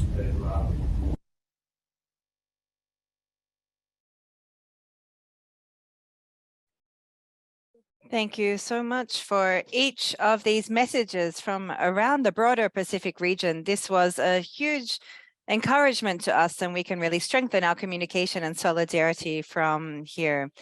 Today, we have actually 188 people participating now, of course, from Japan and all around the world, including both of the guests from China and Australia who shared these video messages, who are joining us live today as well. Thank you so much for these important and encouraging messages. So next we will have a brief break. We would like to have a few minutes before we go into part two. Part two will be a panel discussion where we will hear from each of the panelists and also have a chance for questions and comments from the audience members today as well. If you have any questions or comments, please use the Q&A function in the chat. And please also include the name of the speaker to whom your question is directed. We will start in 5 more minutes in Japanese time, 11:50 a.m. So just after 5 minutes from now, please grab a cup of tea and we will continue after that. Thank you very much. Thank you very much. We hope that you had a... Thank you very much. Okay, we'll just check that the sound is working. Yes. Yes, we can hear clearly. So we will continue with part 2 of the program. Thank you very much for staying with us for this session. From now, we will be inviting the panelists from part 1 and also Mari Inoue and Sayako Uno to join. First, I will introduce Mari Inoue, who is a lawyer from New York in the United States. She is active in the fields of working toward a world with no nuclear power and weapons, involved together with various legal recommendations and so on for the support of people impacted by nuclear weapons and she is also the translator of Dr. Arjun's recommendations, which we've heard today. Sayako Uno is a person who has moved or evacuated from Fukushima to Kyoto. She is the organizer of a series of online events called the Ocean Dialogues on these issues. Today, we will be discussing what kind of steps we can do beyond international borders to link together to stop the release of contaminated water into the ocean. Before we go into that, we'll have a bit of time to deepen the discussion or the comments by Tsukuru and Dr. Arjun. And we will be passing over to Mari to facilitate this part, to ask some more questions and additional information and so on from the panelists. Mari, over to you. Thank you for the introduction. And Tsukuru, thank you so much for your very deep information-packed presentation just before. I think one important point that you raised within your presentation toward the end, you shared about how people can see this as an issue connected to their own lives, close to them. And looking at this situation not as something just happening in Fukushima in Japan, which is far away, but something which, if the same thing were to happen in the United States, this would create a precedent which would allow this kind of thing to happen. And so having people engaged in this issue, interested in this issue, and raising awareness through connecting it and making people feel how this is relevant for them, I think this is a very important point. Tsukuru, I wonder if you could share a little bit about your activities with local city councillors or local activists, local people involved in environmental issues or labor issues within these activities. And at the time when you have spoken to them about the issue of the Fukushima contaminated water, could you share a little bit about that? Yes, and thank you so much for the question. Yes, so where to start? I think one thing, I'm not sure whether what I can say will be so useful for everybody, but our activities until now, at the very least, were very, small local steps, shall I say. And this is, well, me personally, as an anti-nuclear activist, I've been involved for several years now. But within people involved or already aware about nuclear issues, of course, having their eyes and ears open and studying about this issue, of course, for them, the message has been conveyed very clearly. But for people who are not already engaged in nuclear issues, who are involved in broader environmental activities, for example, or labor issues, or also, anti-war or these kind of activities, people who are not so much paying attention to the nuclear issue until now, I think it's very important to be able to connect with them, to connect with a broader range of people active in different fields. I'm personally a transgender activist and involved in this intersectional way and involved in different activities, different programs as well. So I think when we say just the issue of anti-nuclear, it perhaps reaches a smaller audience. However, if we're able to reach out in a broader way on different issues and show how they are connected, how they are related, for example, holding a booth at an event which is on a different topic as well and share with them. That's one of the tools which we have been doing. For example, in June of this year in Los Angeles, there was something called the Summit of the Americas. This was something held by President Biden, inviting the different heads of states from Latin American countries. And there were some different public gatherings or protests or events and so on by different progressive groups in California at the time. And there was a 3-day very broad conference that brought together many different progressive, or shall we say, groups somewhat on the left. And so we held a booth in order to share information about the contaminated water issue. So this is an event where people interested in labor issues, human rights issues, various other issues, but not necessarily aware of nuclear issues. Also many journalists, for example, people active in press freedom, these kind of issues as well. So being able to share information about what's happening at conferences and events with people who are gathering for different issues. So people who are not necessarily always directly aware of nuclear related issues, but have a broader a broader interest in social issues. Thank you very much for that. And I thought your point about connecting it to the decommissioning issue as well. On the East Coast, it's, on the Atlantic Ocean, of course, and people often maybe say that, oh, well, it's different to the Pacific, if the Fukushima doesn't really connect to us.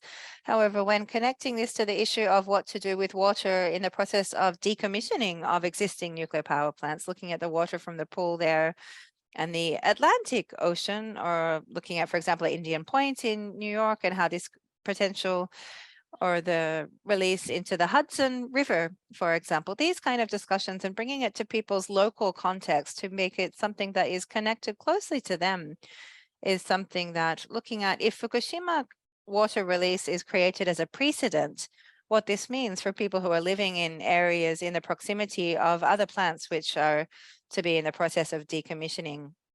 This is also something I think which is important to continue these kind of conversations and ensure that there are linkages in this. This is something I thought was very relevant. Yes, and as Madi has said, this creation of a precedent is something which I think is a very important point.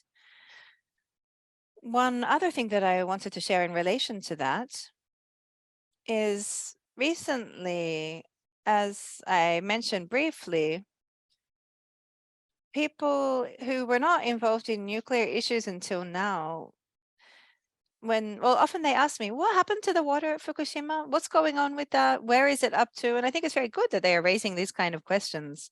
One question I hear quite often is, if it's so dangerous, why is the US or the Biden administration not making any statements to Japan about it? A lot of people ask that.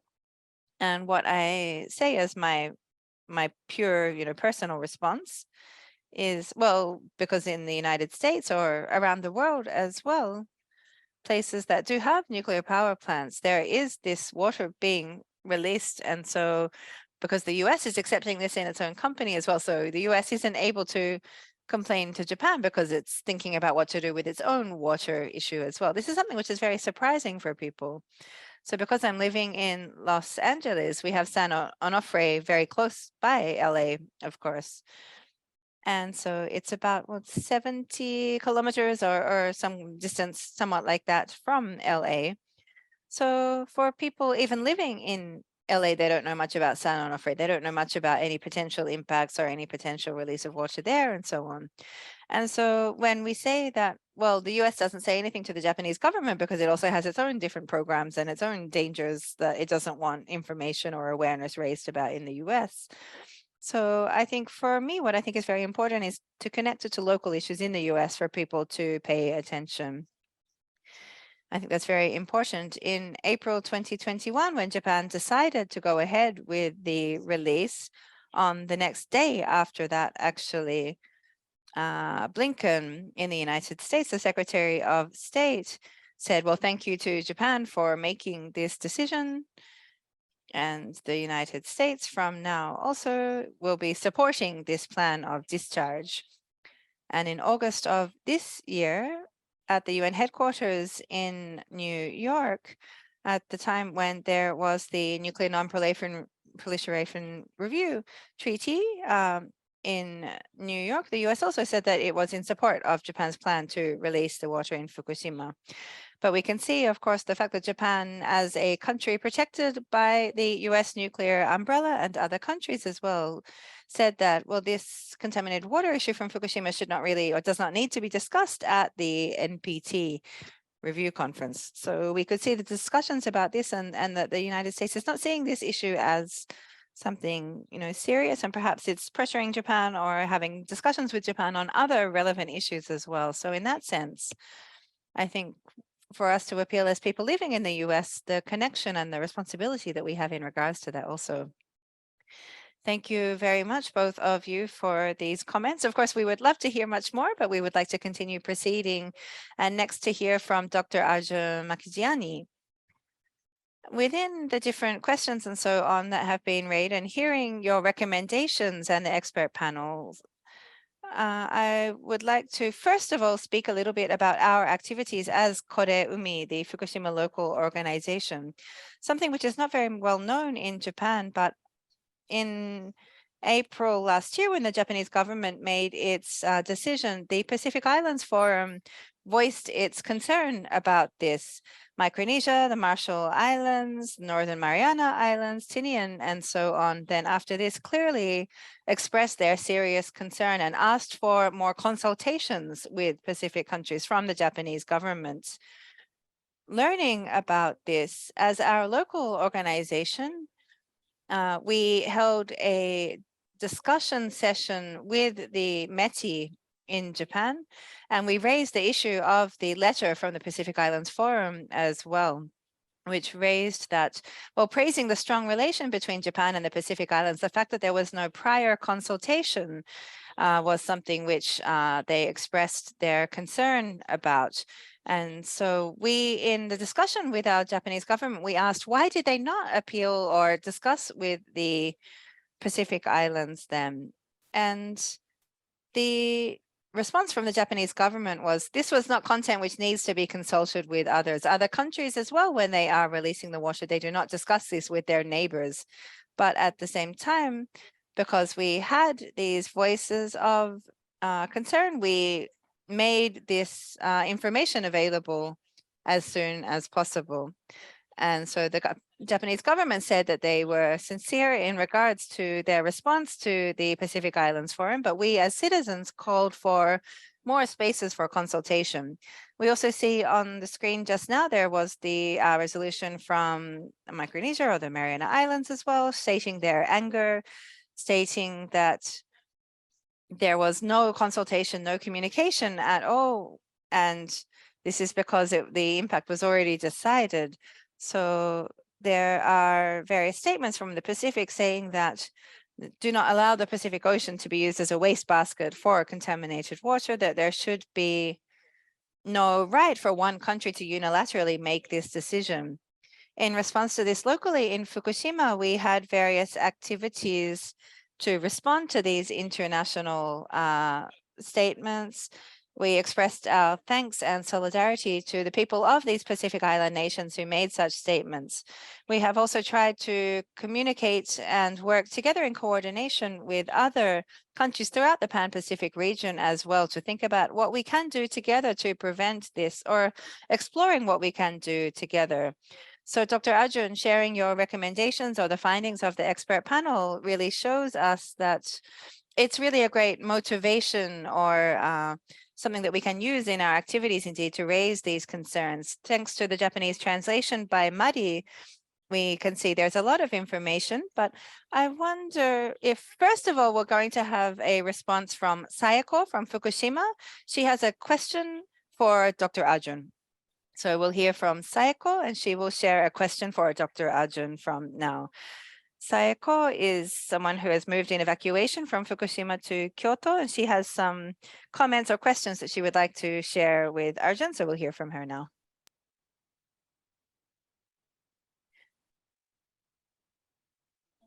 Hello, and thank you very much, Dr. Arjun. It was great to hear from you directly today, and also thank you so much for sharing these very important findings from the expert panel as well. I have evacuated from Fukushima Prefecture, and as Dr. Tilman Ruff mentioned in his video as well, looking at the issue of the impacts of radiation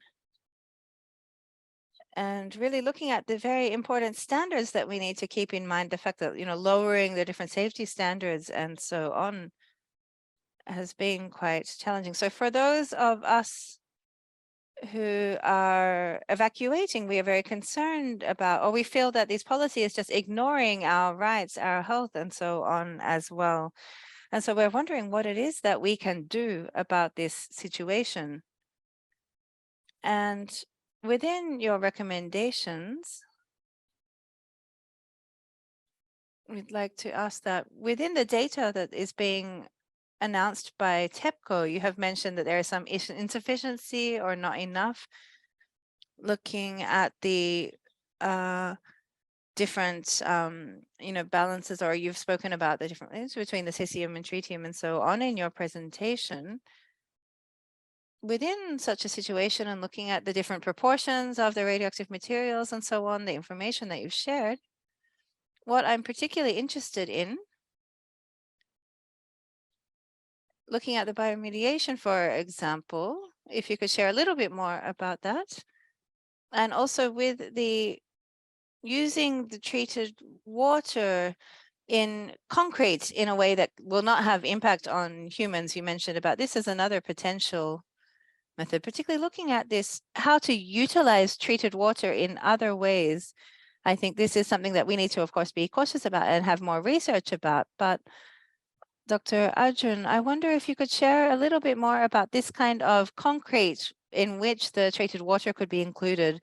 In what kind of situations could that be used? What if you could share a little bit more concretely about what this concrete would look like or be used for? Thank you. Well, thank you very much. And I'm so sorry for the distress that you have experienced and that your family has experienced, and leaving your home could not have been an easy decision. So I truly am sorry that you had to suffer this. This is a problem with nuclear accidents. Like, when the tsunami hit, there was much destruction, but in those places you could rebuild because it was not radioactive, and traces from the accident was a very difficult and different situation. So I am very sorry. So it's not different than any other concrete. So the amount of tritium is very radioactive. So a very small amount of tritium, there's a very small amount of tritium in terms of mass in this water, but it contaminates water intensely because it's extremely radioactive. And so the amount of tritium is not going to, so basically like ordinary water, and water is used, that's made radioactive intensely by the tritium in it. But the bulk of it is just ordinary water. So water is used to make concrete, and it would be used to make concrete. So ideally, you would build a cement making concrete mixing plant right there at Fukushima. I looked at how much concrete Japan makes. Japan uses about 40 million tons of cement a year.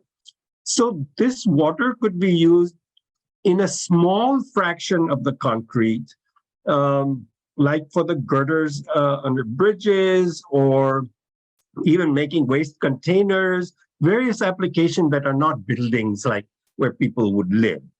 And only a small amount of concrete that Japan makes would be involved. And instead of 40, 50, 60, 70 years, it could be done in a few years. The tanks could be emptied, and then the water that is being generated could be similarly treated. There is no ideal solution. So I'm not saying this is a perfect solution or that there's no harm or zero risk. But what I am saying is that it's an option that A, prevents contamination of the oceans, that A, is much more likely to prevent intergenerational harm, that is likely to keep essentially all the radiation away from people and also from other organisms like the fish and shellfish. I think the most important thing is the ocean dumping plan, and this is my personal opinion, we have not discussed it in this way on the panel, But in my own personal scientific opinion, as somebody who has studied waste problems for 40 years, of all the options, this is the worst. Ocean dumping is the worst by far. Now, they can say the doses are small, but that doesn't actually matter in the sense that you have an obligation to minimize the damage, and especially an obligation to not use the ocean as a dumping ground. And bioremediation, certain plants, fungi will concentrate radioactivity, take it up, but then you have the problem of what are you going to do with all of that? You have to treat it basically as solid waste. It is being done in various places in the United States, various kinds of bioremediation. So that may be a possibility. But if you ask me my personal opinion, I think treating the water and storing it in safe tanks and then using it in concrete, among all the options that I have seen, may be the least damaging.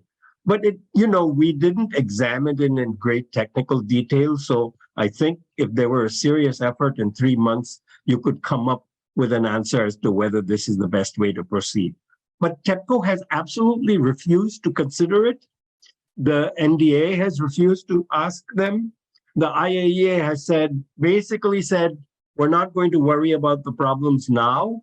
And so essentially endorse the dumping without saying we are endorsing the dumping. Because if you say construction should go ahead and we don't care what's in the tanks today, they didn't say it in those words, but that's my surmise, that we'll measure the water before it is discharged. But then if it's not satisfactory, what are you going to do at that stage?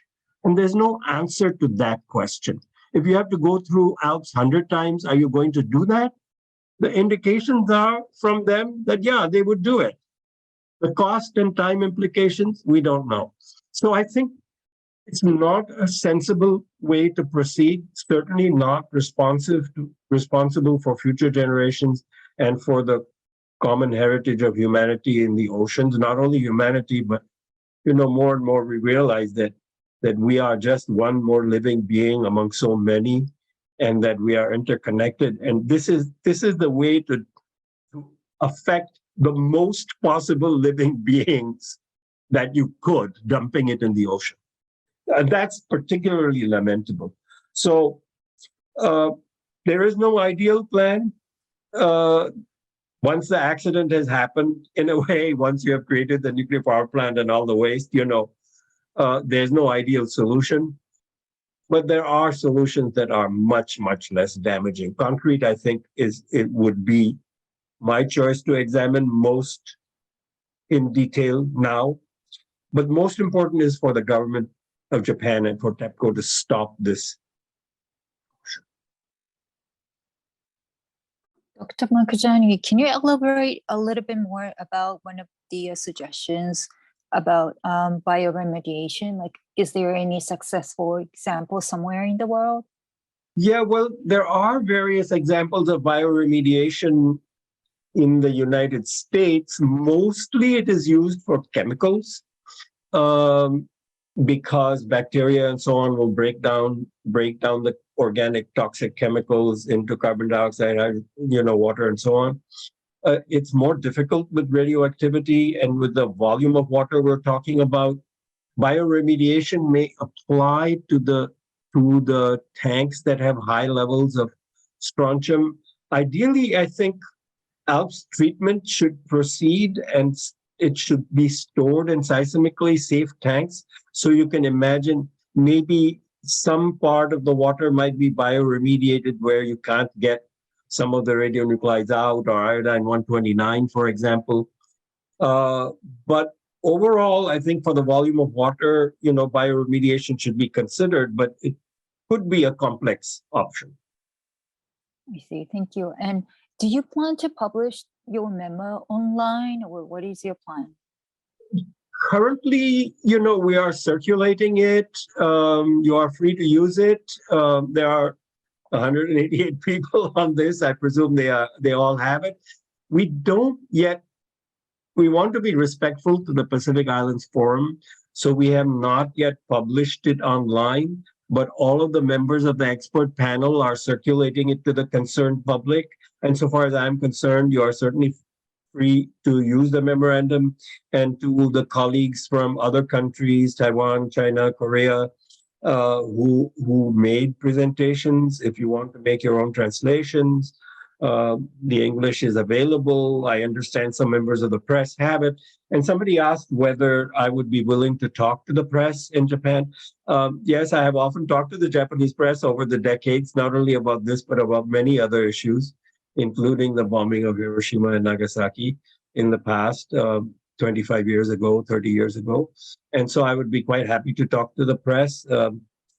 Feel free to circulate my email to and Psycho, if I can help in that way to you and your fellow residents who have similar concerns, I'd be happy to. Thank you. And have you ever shown your memo to one of the established media here in the US? Yes, we actually tried to get an article published in the Washington Post, but were unsuccessful. Certainly we did send it. Some members of the media, I think one of our Australian friends, not Tillman, who is on, and Tillman, I appreciate you being part of this and for your message.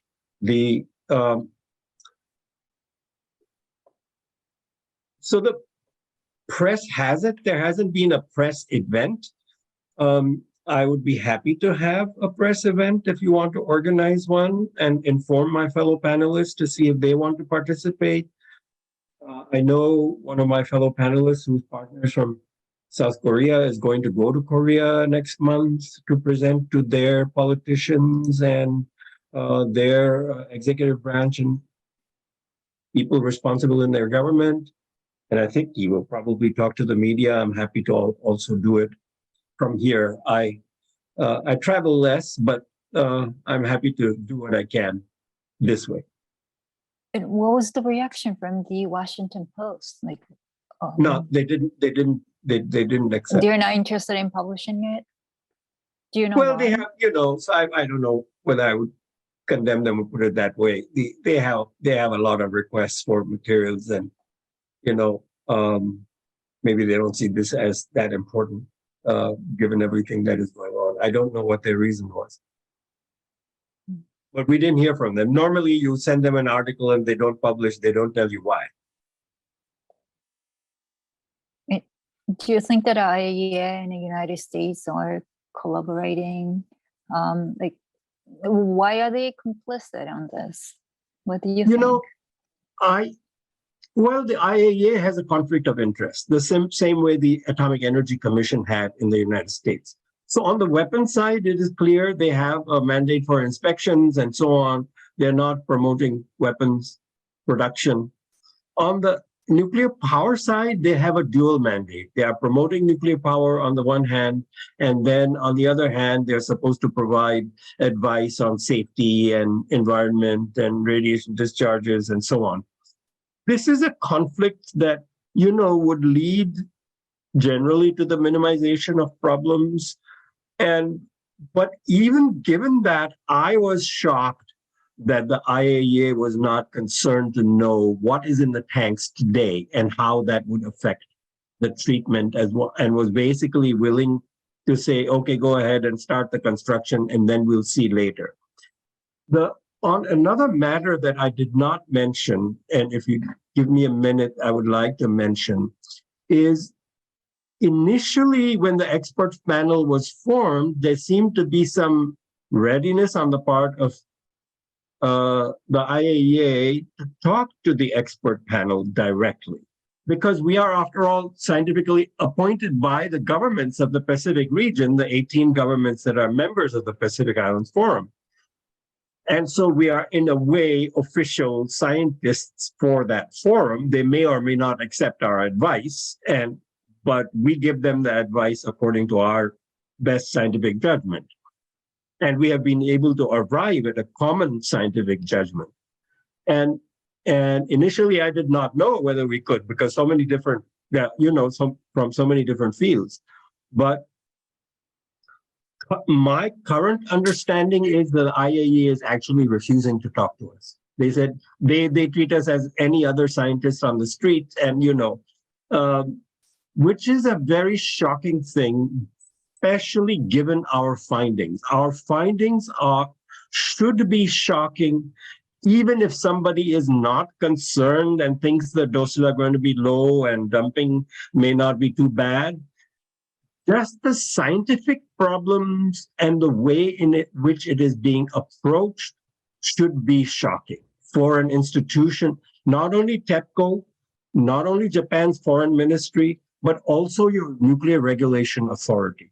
Regulation authorities are supposed to be more serious, in my opinion. And I think knowing what they know, having seen our memo, refusing to engage with us in more detail as to why we arrived at.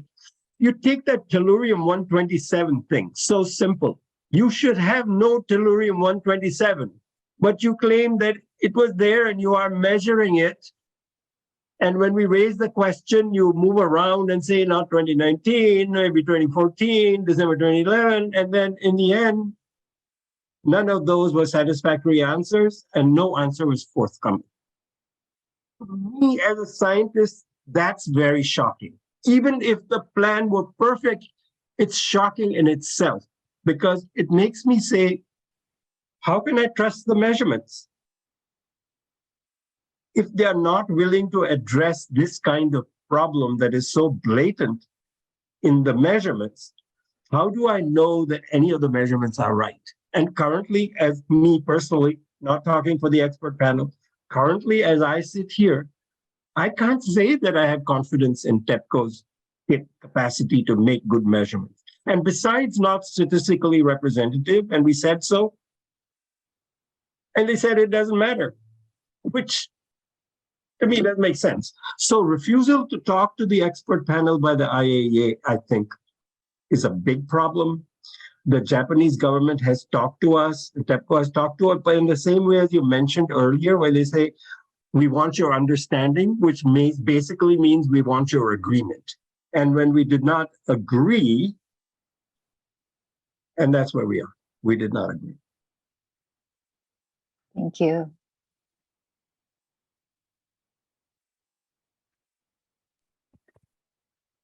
Thank you very much. We could, of course, continue many things to discuss, but I'd like to hear next from Ruiko Muto of Fukushima, looking at particularly what we can do from now as well. Ruiko, what are your thoughts on hearing from Arjun and Tsukuru, and your thoughts for future steps as well?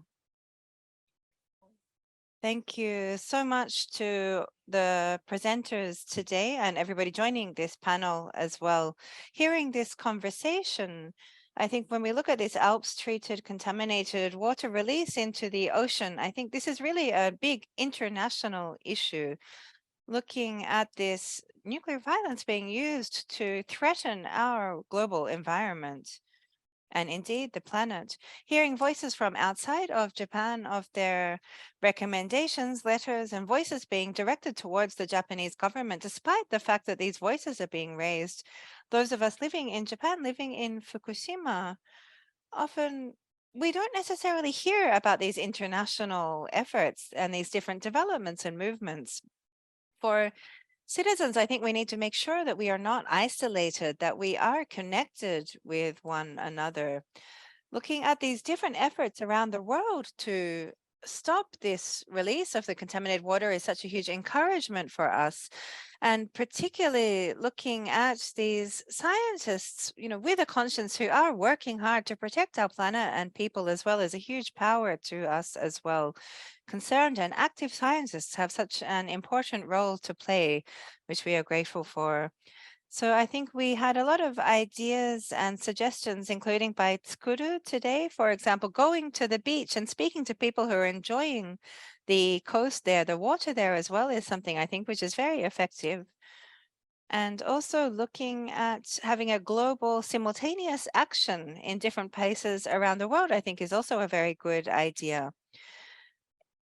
On April 23rd in 2021, when the decision was made by the Japanese government to go ahead with the discharge, since that day, on the 23rd of every month in Japan, we are having a standing protest.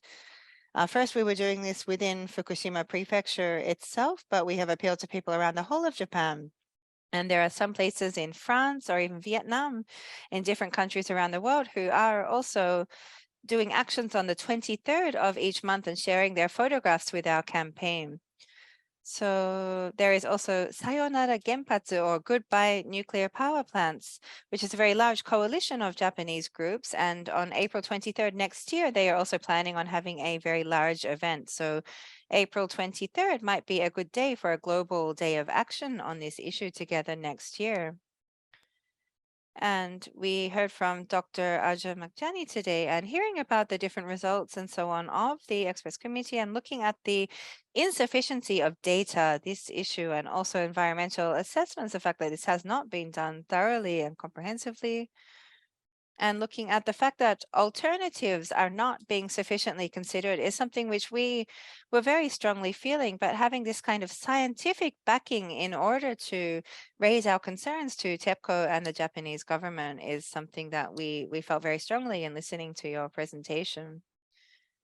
And this, well, utilization of nuclear technology in the first place was done without plans of what to do with the waste, without plans of what to do with these kind of issues. And this has led to so much suffering around the world. The reality about this has also been covered up. Health impacts have been overwritten, have been minimized, have been hidden, have been made secret. The different radioactive materials in the environment also being neglected, being released, being ignored, being covered up is putting so many people's lives and livelihoods at risks. And this is something which we need to appeal strongly and together to people around the world as well. I hope that we can continue to work together from now to make sure that this nuclear contamination will not be expanded any further than it already is, to make sure that we will not worsen the environmental damage any further that it has already happened, and see how we can collaborate and coordinate together from now. And I think that looking at the relationships, the connections we've been able to make today, I hope we can continue in the future. And thank you so much for the opportunity today. Rico, thank you for your comments. We would like to open up a few more of the questions and comments which have been shared from the audience members. There are many, many different questions which are coming in. You can see some of them in the Q&A section. And Mari Inoue and also Kanna Mitsuta from FOE Japan will introduce some of them now. Over to you to do so. All right. Thank you yes, so much. I'm I am Mitsuta from Mitsuta of FOE. I'm FOE going Japan. to We have many introduce questions some which of are the coming questions through, that have and come. There there's were so many many that we won't questions have that came, time so to I cannot introduce all of them. introduce all of them, but I would first like of all, to I'll share there are quite a few questions for Arjun. mention a few, First especially of to all, Dr. looking at, Makijani. There's there one was one from question from Hisako Dr. Sakiyama. Sakiyama, which Does the is detection of looking at tellurium, which has a very short life, mean that does the detection nuclear of tellurium, fission which has a has very short occurred? life, mean that nuclear fission has And occurred? is it possible to And is say it that possible the to say that the possibility of nuclear fission occurring again in debris is zero?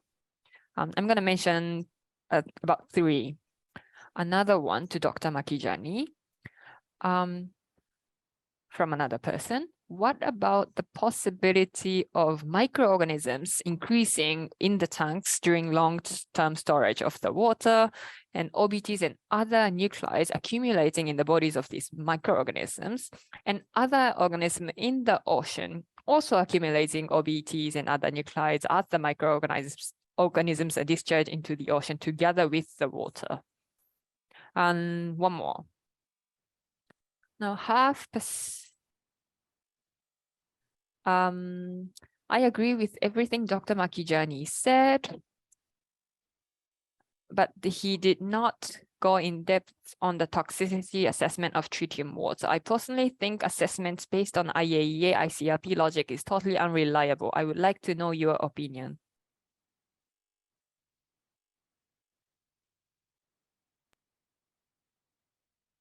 in the first question, the translation and the speaker was going on at the same time, so I could not understand the first question. Can it please be repeated, the Friends of the Earth, that you asked your first question, please, Kana?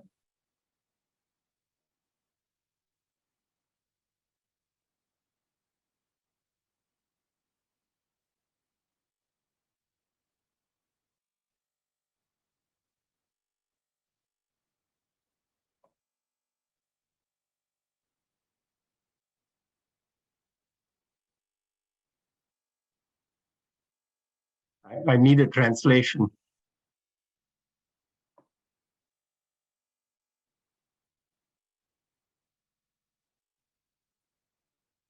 The question. Oh, yeah. Okay. Apologies for that. We've just put it in the chat there now. Okay. Thank you for that. Okay. So if there's no fission occurring, there should be no tellurium now. Tellurium should have been gone by the end of April 2011, approximately. 2011年4月には So 事故で出 there た are テ only ル two ルは消えている possibilities. はずなんです。なので可能性は2つです。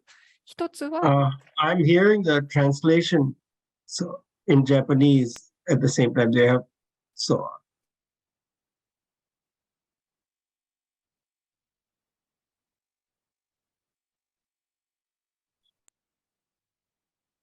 Okay, may I continue? Okay. So if tellurium occurs only with fission reactions in this context, so it should be gone. The only two possibilities are TEPCO's measurements are wrong and misplaced, or there are accidental chain reactions occurring in the molten core in the reactors. And so when the water is being used to cool the core, it is collecting some tellurium. I think I would lean personally toward the explanation that the measurements are maybe not being properly done, because this happened once before in 2011 when Ferenc and raised this question, and I looked at his calculations and supported his analysis. And then TEPCO did not discuss saying, okay, there are some criticalities going on or measurements are wrong. They just removed the data and said nothing. And this has been essentially the same. They were forced to say something, but what they said didn't make any sense. You know, to say 2019, 2014, December 2011, none of those answers made any sense. So basically, as we sit here, we don't know the answer to what those numbers mean. It could mean there are some accidental criticalities. More likely, I think, problem with the measurements, which is why I said, as I sit here, I cannot say that I have confidence in any numbers that TEPCO is putting forward, because they're unwilling to address an obvious problem in their data.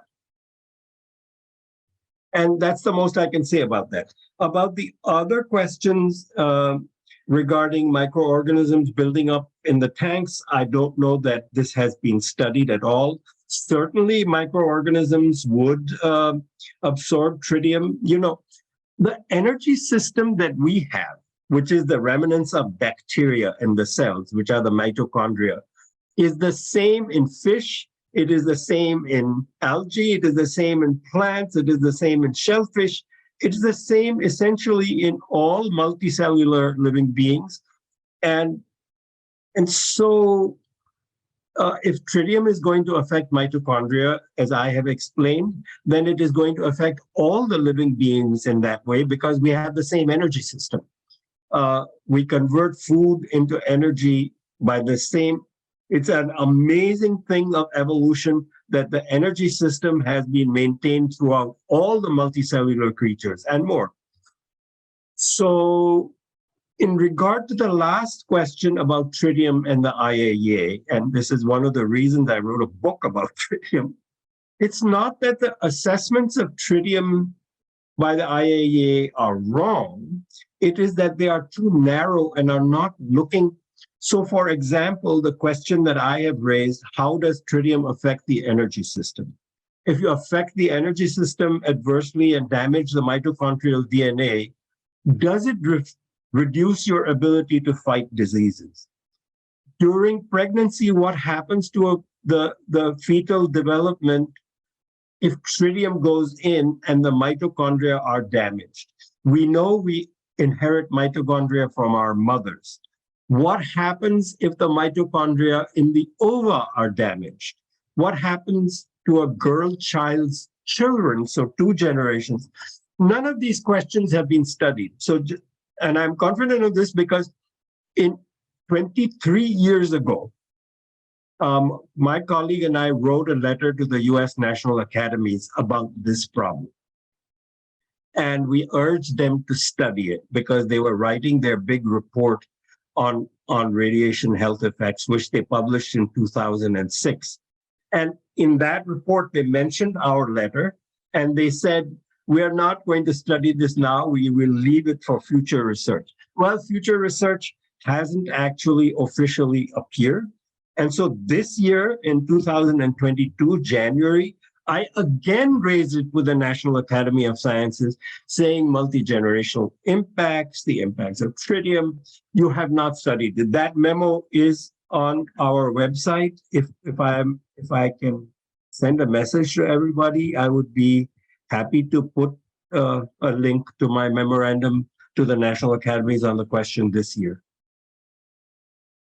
Yeah, I'll do that, at least for the panelists, and from there you can circulate it. So that's my answer to the 3 questions. Sorry, it took a while. Thank you, Dr. Makjani. There's a question in English to everyone. Has anyone pursued any legal action at the International Tribunal for the Law of the Sea that public can support? Anyone?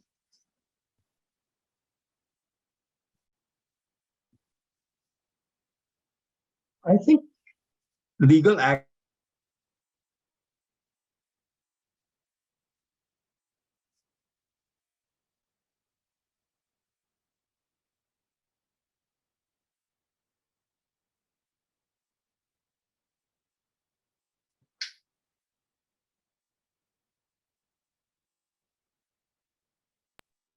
It seems that Arjun's connection may have just frozen a little bit now.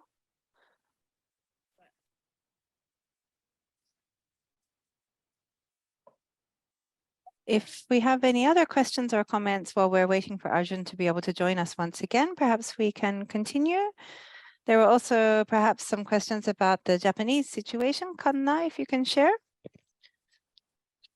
I think there is some questions to the organizers of today as well. There is a question about what your organization's next steps to tackle the government's plan will be and what you think will be direct or effective counteractions to stop the discharge. So this is, I think, something which has been commented on a little bit in the discussion until now, but if we can deepen this further, perhaps Riko Muto can respond to this.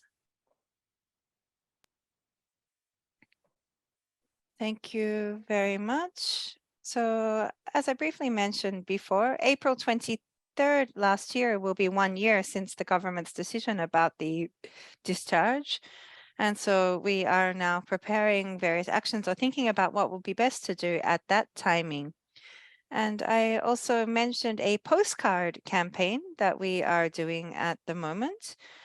This is letters addressed to the Fukushima governor and also the mayors of Futaba and the areas around the Fukushima nuclear power plants. At the moment, we are sending these just once to each of them, but showing these as, voices of people connected, of the voters, of the local residents, and so on, but voices of people who are related to this issue. So this is a campaign we're doing locally at the moment.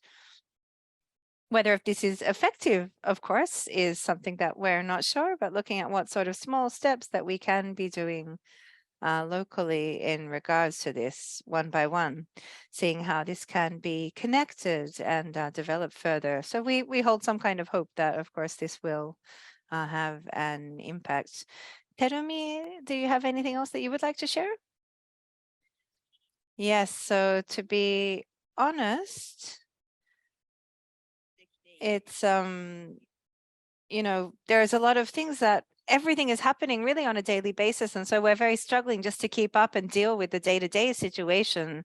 In our negotiations with the energy agency of the ministry, we have been calling on them to hold information sessions and hearings for local residents. We have been calling on this repeatedly of the government, but the energy agency has said that they have no plans to do so. This is all that they respond to us with. But we are saying that this is not enough, you know, as stakeholders to this issue, the local residents, they have the right and responsibility in regards to this. So we're calling on the government to have more thorough hearings and information sessions for the local population. This is one of the things that we are working on locally. Thank you. So let's go to the next question. Arjun, it looks like you're able to rejoin us again. Thank you very much for that. Welcome back. And Mari, would you like to introduce some of the questions which have come in English? Sure. So there's a question from Alfred Meyer. Since the mission of the IAEA is to promote nuclear technology, could this lead them to not want to identify the significant problems of nuclear technology?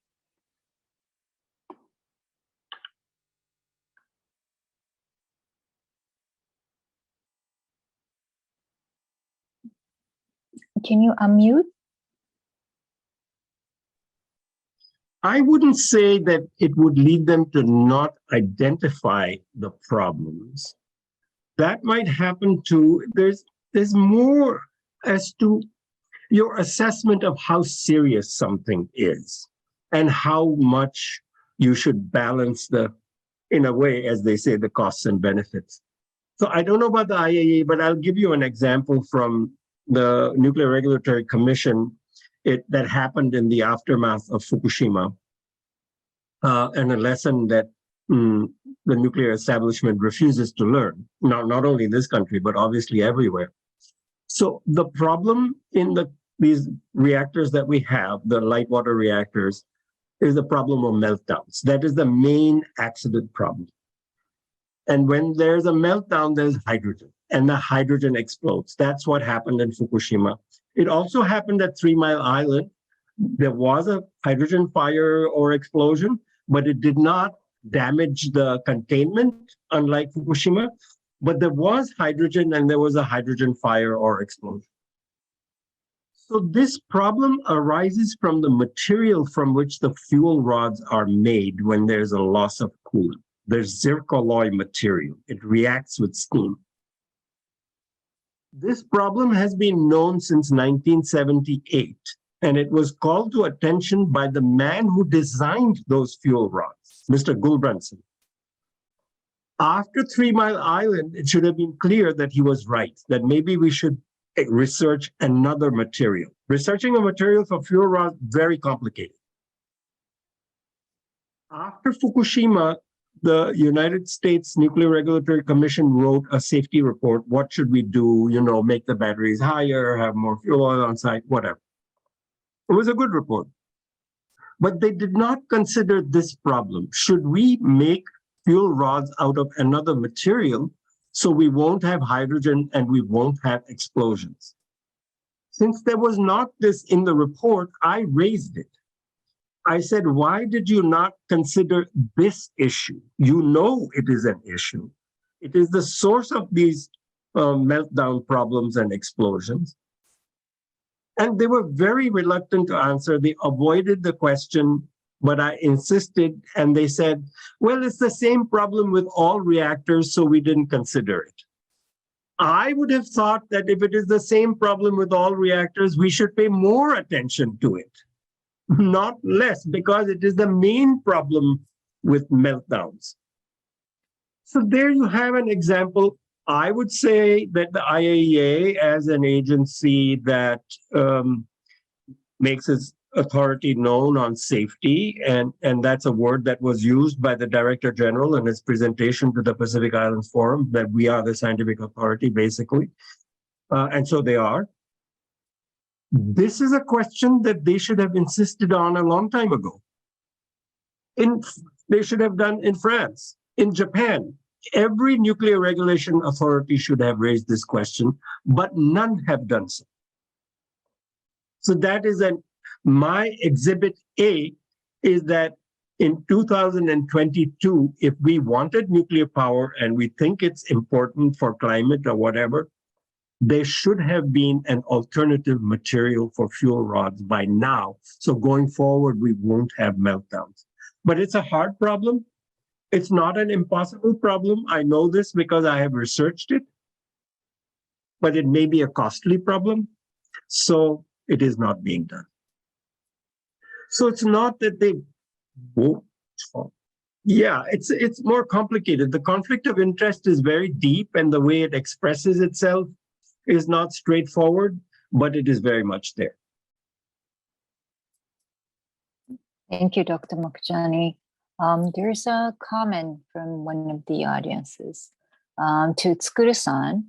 Tsukuru-san, thank you for elevating our own denial or ignorance of contamination of our U.S. waters and Pacific Ocean via San Onofre by liquid regular batch releases mandated as safe by our own regulators. It's terrible. So thank you so much, Tsukuru-san, for raising this.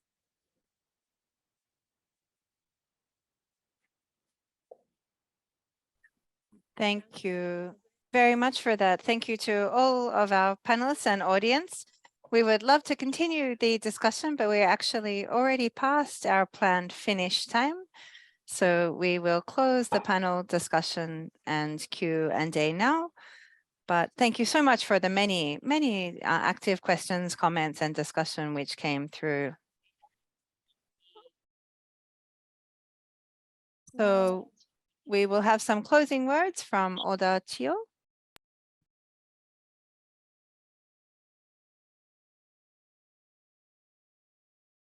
So Oda Chiyo, if you are with us to have the closing words for today's session on behalf of Kore Umi.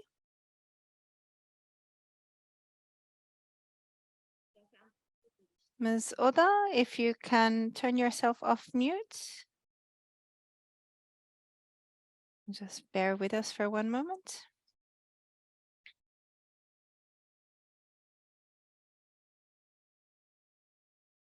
And Ms. Oda is just turning her camera on now.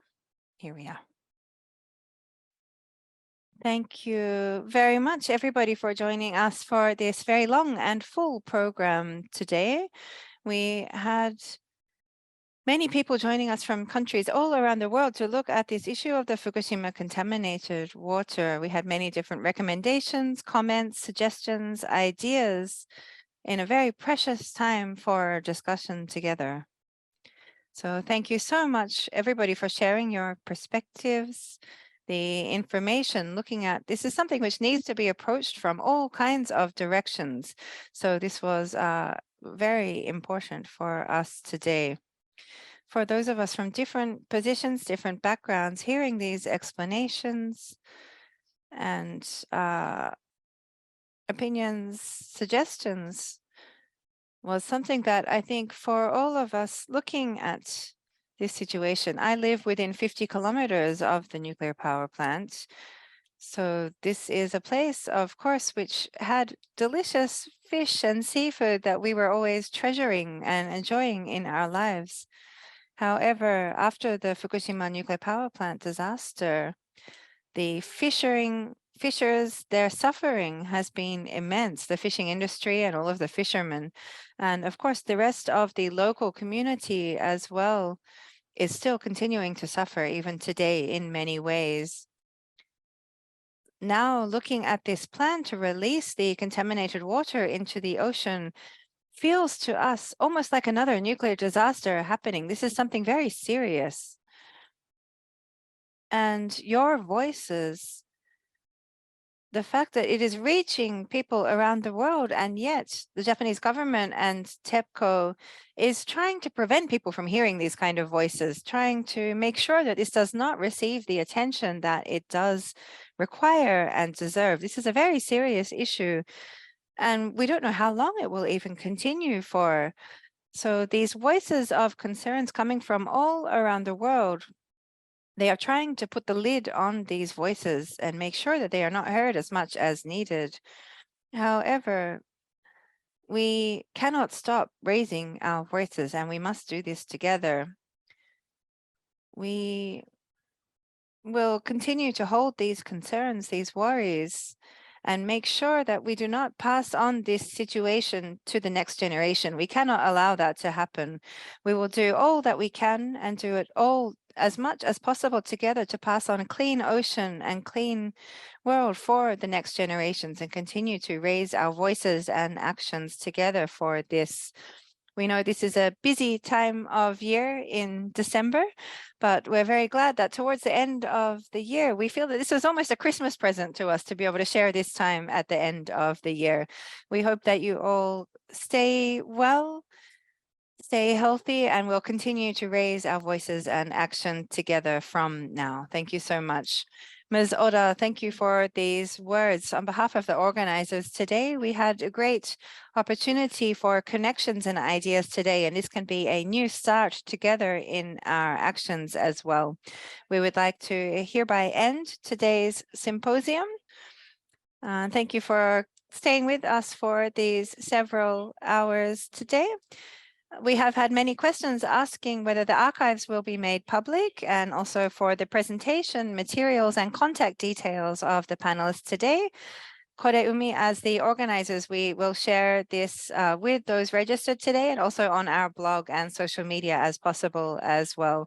Once again, thank you, and let's continue to raise our voices together as we can. Thank you very much once again for joining us today.